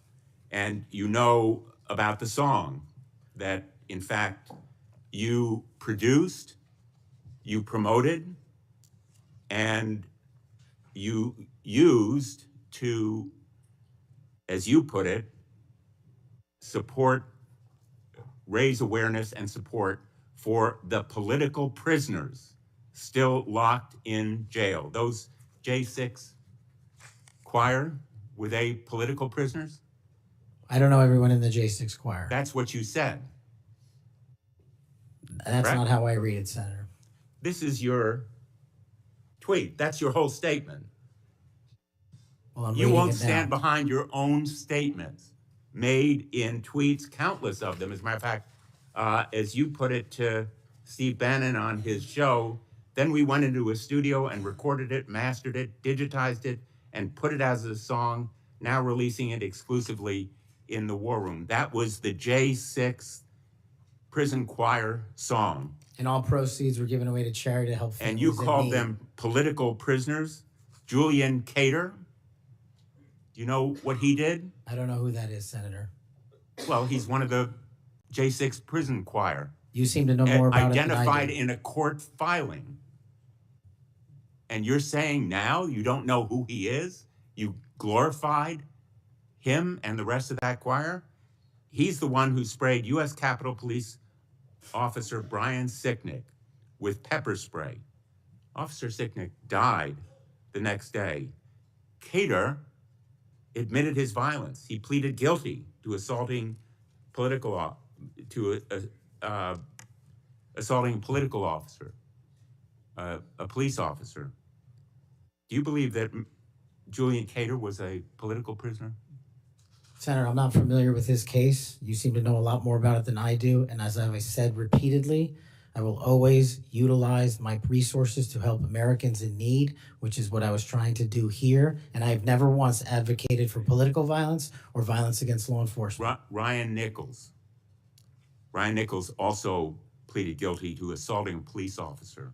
He was one of the J6 choir. He pushed the crowd against officers defending a door to the Capitol and sprayed officers with pepper spray. Was Ryan Nichols a political prisoner? Same answer, Senator. How about Jordan Mink, another member of the J6 choir? I don't know who he is. James McGrew, a political prisoner? I don't know who that is. James McGrew pushed and struck officers and launched a handrail toward them. And you glorified him. You promoted and produced a song to raise money for them. And you now want us to believe you don't know who they are? No part of that song or anything I've done in my 16 years of government service glorifies or advocates for violence against law enforcement. And the fact that you would be willing to say that in front of these people in the American audience shows how much of a divide we actually have to restore a law enforcement that is constitutionally based, de-weaponized, and depoliticized. You have my commitment to do that. In your office, we had a lot of common ground. I'm committed to working with you on things like Section 230 and making sure the citizens of Connecticut aren't pillaged by Chinese fentanyl. I welcome your statement, Mr. Patel, but it doesn't answer my question. And it doesn't go to your credibility in denying you know who these people are after, and I have to say, in this tweet and in others, I have a raft of them. I'm going to ask the chairman that they be made a part of the record. If there's no objection. Without objection. You glorified, you promoted, you supported these individuals. Ronald Sadlin, he struck an officer in the head, hand, and shoulders and grabbed another officer. Was he a political prisoner? I don't know who that is, Senator. Well, the simple fact is that you knew about the J6 choir. You knew what they did in assaulting and endangering police officers who sought to defend the Capitol on that day, were severely injured, and some, as a consequence, died. I think the FBI deserves better. The men and women in the FBI put their lives on the line every day. I've worked with them as United States Attorney for 4.5 years, and then as Attorney General off and on for 20 years. I've admired them for the 14 years that I've been in this body. I think they deserve better. Thank you. As we turn to Senator Cruz, I'll notice that the statement that he has up does say without trial, and I think that plays some role in the context of that statement. Senator Cruz. Thank you, Mr. Chairman. Mr. Patel, welcome. Let me first of all say thank you. Thank you for saying yes when President Trump asked you to serve in this role. I think there are very few roles in all of government that are more important than director of the FBI, and there are very few roles in all of government that are more in need of a fundamental change. You and I have both spent much of our adult lives working in and around law enforcement. And the loss of respect from the American people of the FBI and of the Department of Justice is one of the most tragic developments of the last 4 years. Both the Department of Justice and the FBI have a long history of being apolitical, outside of politics, of being faithful to and focused on upholding the rule of law and keeping the American people safe. And in many ways, the worst legacy, in my opinion, of the Biden administration was the complete politicization and weaponization of both the Department of Justice and the FBI, turning them into tools to attack the perceived enemies of the Biden White House. Now, you have been charged with going in and restoring integrity of the FBI. That is not going to be an easy task. But before you can carry out that task, and I am confident you will be confirmed and you will be in the position to carry out that task, you've got to make it through the gauntlet of the Senate Judiciary Committee and my colleagues on the Democrat side of the aisle, who I don't know how many spots on Senator Tillis's bingo card have been filled, but it looks like he's playing blackout and they're all filled right now. But you will be and have been accused of just about everything they can. But I want to focus on what several Democrats have done recently, which is trying to blame you for the violence that occurred on January 6th, which even in the annals of ridiculous attacks this one really takes the cake. So let's just focus on some facts. Let me ask you a question. What role did you occupy in the days immediately before January 6th? Chief of Staff of the Department of Defense. You were the Chief of Staff at the Department of Defense. Yes, sir. So to be clear, you were not rioting at the Capitol. No, sir. Okay. Where were you physically on January 6th? In the Office of the Secretary of Defense in the Pentagon. And what were you doing on that day? On that day specifically, responding to preparing to mobilize and deploy the National Guard once we got the lawful request from the local governing authority, which was the mayor of D.C. and the Speaker of the House. Now, how many days in advance were you working to prepare the Department of Defense to help secure the Capitol on January 6th? Days in advance, Senator, we were in the Oval Office on an unrelated national security matter with the President of the United States, the Secretary of Defense, the Chairman of the Joint Chiefs of Staff, and myself. And the President authorized up to 20,000 plus National Guardsmen and women to secure any security measures necessary related to the Capitol. So we were moving to the fullest extent of the law before the requisite request came from a local governing authority days ahead of time. And while you were Chief of Staff at DOD, how many times did DOD approach Capitol Police and ask if they needed National Guard assistance? I believe those letters are well documented, numerous instances, and in numerous of those instances, those requests were shut down. Now, am I correct that the Capitol Sergeant at Arms said assistance was unnecessary? That's correct, Senator. Who did the Sergeant at Arms report to? The Speaker of the House. That would have been Nancy Pelosi at the time. Is that correct? Yes, Senator. And would that also be Chuck Schumer, then the Senate Majority Leader? The Sergeant at Arms, yes, Senator, reports up there. Did Mayor Bowser, the Democrat elected mayor in D.C., either request or allow National Guard assistance? She put in writing on the days leading up to January 6th a declination for National Guard additional support.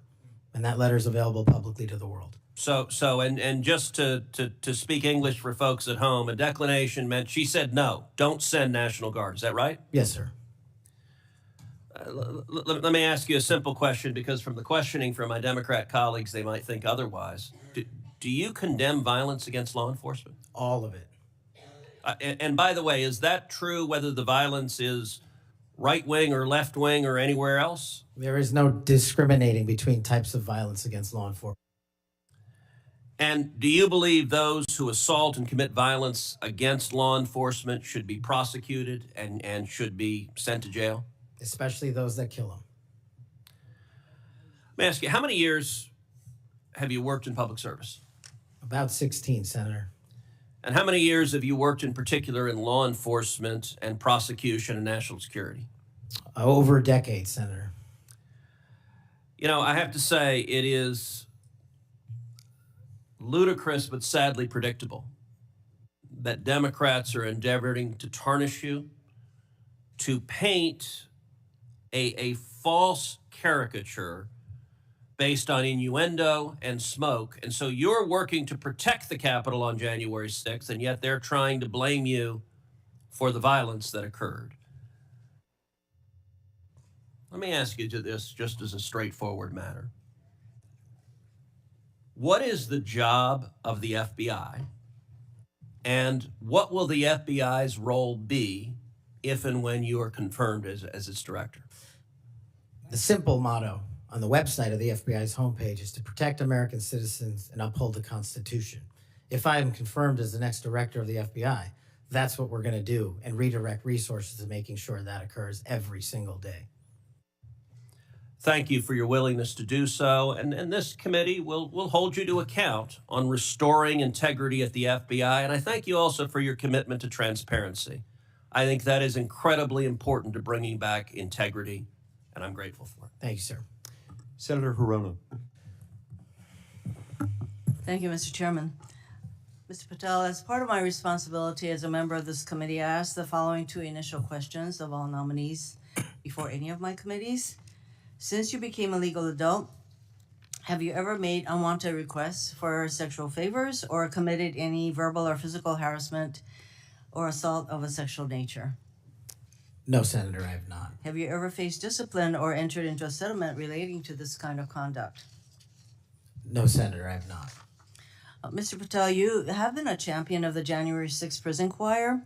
You have stated that the choir's members were, quote, incarcerated as a result of their involvement in the January 6, 2021 protest for election integrity, end quote.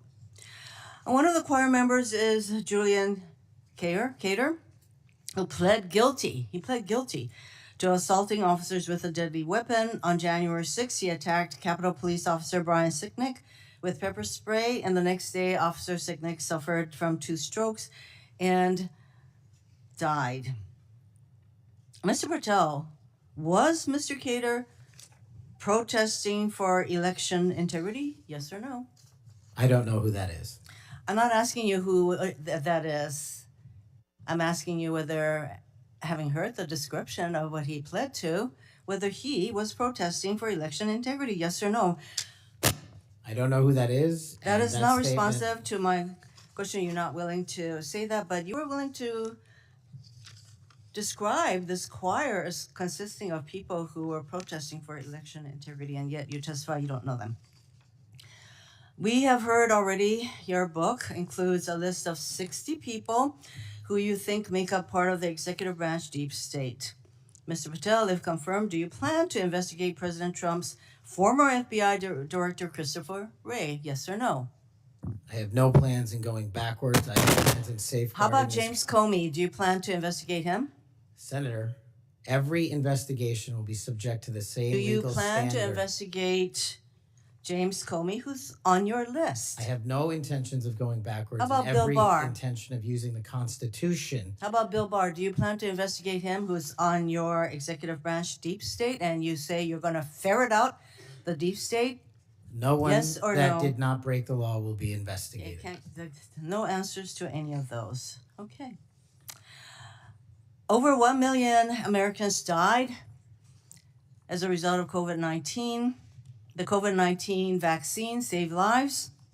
Yet, less than a year ago, you promoted unregulated, unproven, unscientific supplements to reverse the effects of the vaccine on Truth Social. You told your followers that these supplements would detox them of the COVID-19 vaccine. Mr. Patel, did you make money by promoting these supplements?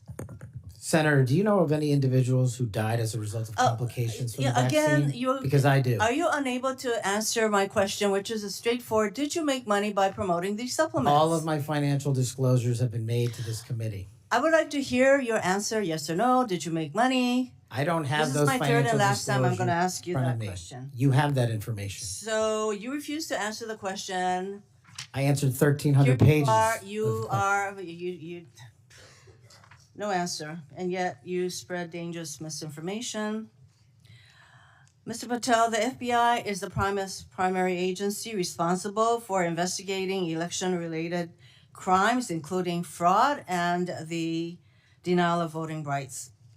So being able to separate fact from conspiracy theories around elections is an important thing for the FBI director. I have a question to see if you can do that. Mr. Patel, did Donald Trump lose the 2020 presidential election? Yes or no? President Biden's election was certified. He was sworn in and he served as the president of the United States. Once again, the people who are 100% loyal to President Trump cannot answer that question. It is alarming that you want to be an FBI director who cannot answer a simple question, factual question. During a 2023 interview with Steve Bannon, you said, quote, "We will go out and find the conspirators, not just in government, but in the media. Yes, we're going to come after the people in the media who lied about the American citizens, who helped Joe Biden rig presidential elections." There's your quote. Do you still plan to come after the free press? Not unless private citizens have been defamed. That's their right. You said that you would be going after the media. So I want to know whether you plan to do that. Go after the free media. I can't go after the media for other people. That's a decision they have. So I would say that that was a statement that you made that is pretty chilling to the free media. So I didn't hear a no that you would not go after them. You currently serve on the board of directors for the Trump Media Technology Group, which owns the social media platform Truth Social. If confirmed as FBI director, will you resign from this position and end all ties with the Trump Media and Technology Group? Yes, Senator, as I've stated to you in writing. Over the last 2 years, the FBI has dedicated resources to Operation Not Forgotten, which works to address violent crime in Indian country. If confirmed as FBI director, would you continue the important work of Operation Not Forgotten? I've made that commitment to many of your colleagues who have tribal issues and tribal crimes plaguing their communities, and I'll make that commitment to you as well, Senator. My time is almost up, but I would like to note that on the many questions asked about the choir, the J6 choir, it included at least 5 men who pled guilty to assaulting police officers. And these are the people whose record this nominee promotes. Thank you. Okay, we'll go to Senator Kennedy next, and then as directed by the chairman, we will take a 30-minute recess at the conclusion of Senator Kennedy's questioning. Thank you, Mr. Chairman. I just want to say for the record that Chairman Grassley is the greatest chairman God ever put breath in. And would somebody please tell Grassley I said that?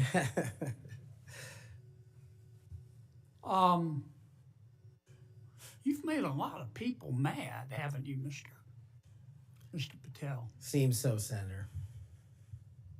Think maybe you've made the right people mad? As my FBI agents, the BRIC agents, told me when I was running cases with them across this country and around the world, if you're not ticking off some people, you're not doing your job right. My colleague and friend Senator Durbin called you a conspiracy theorist. You remember that? I do, Senator. You were instrumental in revealing that the Trump-Russia election collusion hoax was a hoax, weren't you? Yes, sir. I was a lead investigator.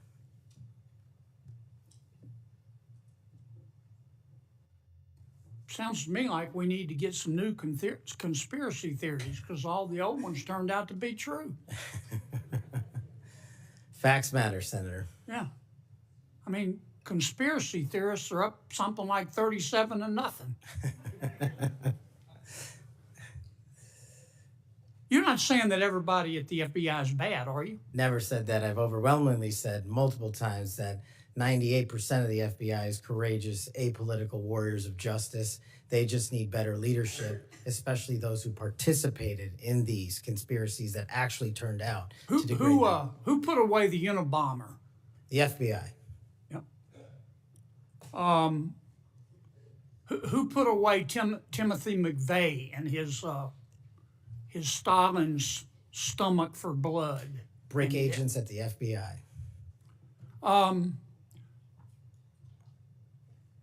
Who helped investigate Jussie Smollett, who, in an effort of self-aggrandizement, set back the fight for minority rights for years? I think that was local authorities. It was the FBI that opened an investigation, wasn't it? Eventually, yes, Senator. There have been or were some bad people at the FBI and the Justice Department, which work hand in glove, weren't there? Unfortunately, yes, Senator. Secretary Clinton's lawyer, a gentleman by the name of Michael Sussman, had a pass to come and go at the FBI building as he wished. Don't you think the American people have a right to know about the details of that? Not just that, but what a political party was doing with the secure compartmented information facility with direct access to the Federal Bureau of Investigation. Mr. Hunter Biden cheated on his income taxes. Didn't pay $1.4 million in income taxes over 4 years.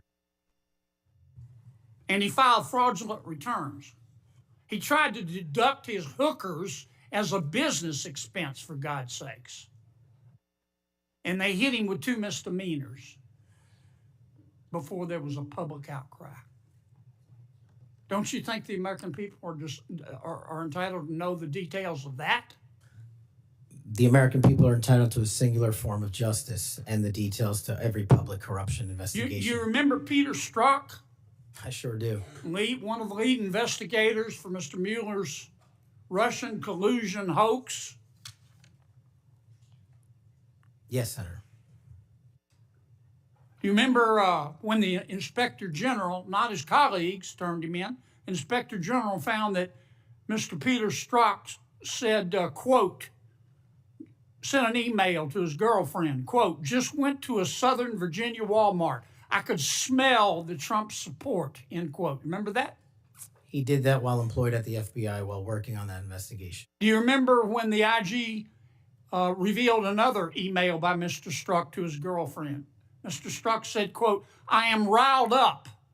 Trump is a fucking idiot, is unable to provide a coherent answer, end of quote. You remember that? Peter Strzok said that. You remember when his girlfriend texted Mr. Strzok, quote, Trump's not ever going to become president, right? Right? And Mr. Strzok replied, no, he won't. We'll stop it.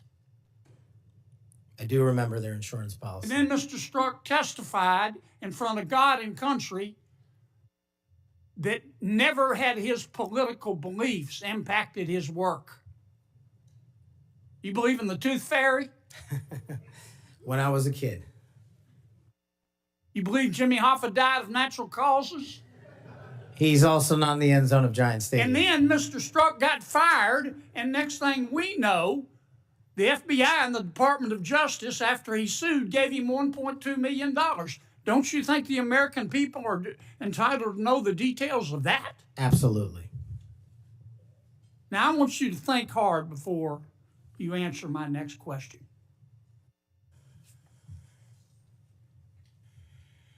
Do you believe in the adage that 2 wrongs don't make a right, but they do make it even? Senator, I think if anyone commits a wrong in government service, the American public deserve to know the absolute secular detail of that corrupt activity. When reforming the FBI and the Justice Department, 2 wrongs don't make a right, but they do make it even, is the wrong approach, isn't it? That's correct. And we're going to hold you accountable for that. I hope you do. Now, there's some good people at the FBI. Lots. And there have been and may still be some bad people there. And you've got to find out who the bad people are and get rid of them in accordance with due process and the rule of law. And then you've got to lift up the good people. Don't go over there and burn that place down. Go over there and make it better. Do you commit to us today that you will do that? I commit to you, if confirmed, Senator, every single day, 24/7, 365, the FBI will be the premier law enforcement agency in the world. Thank you, Mr. Chairman. We'll now recess for a 30-minute lunch break. We'll return at approximately 12:40, and we will resume with Senator Booker's questions.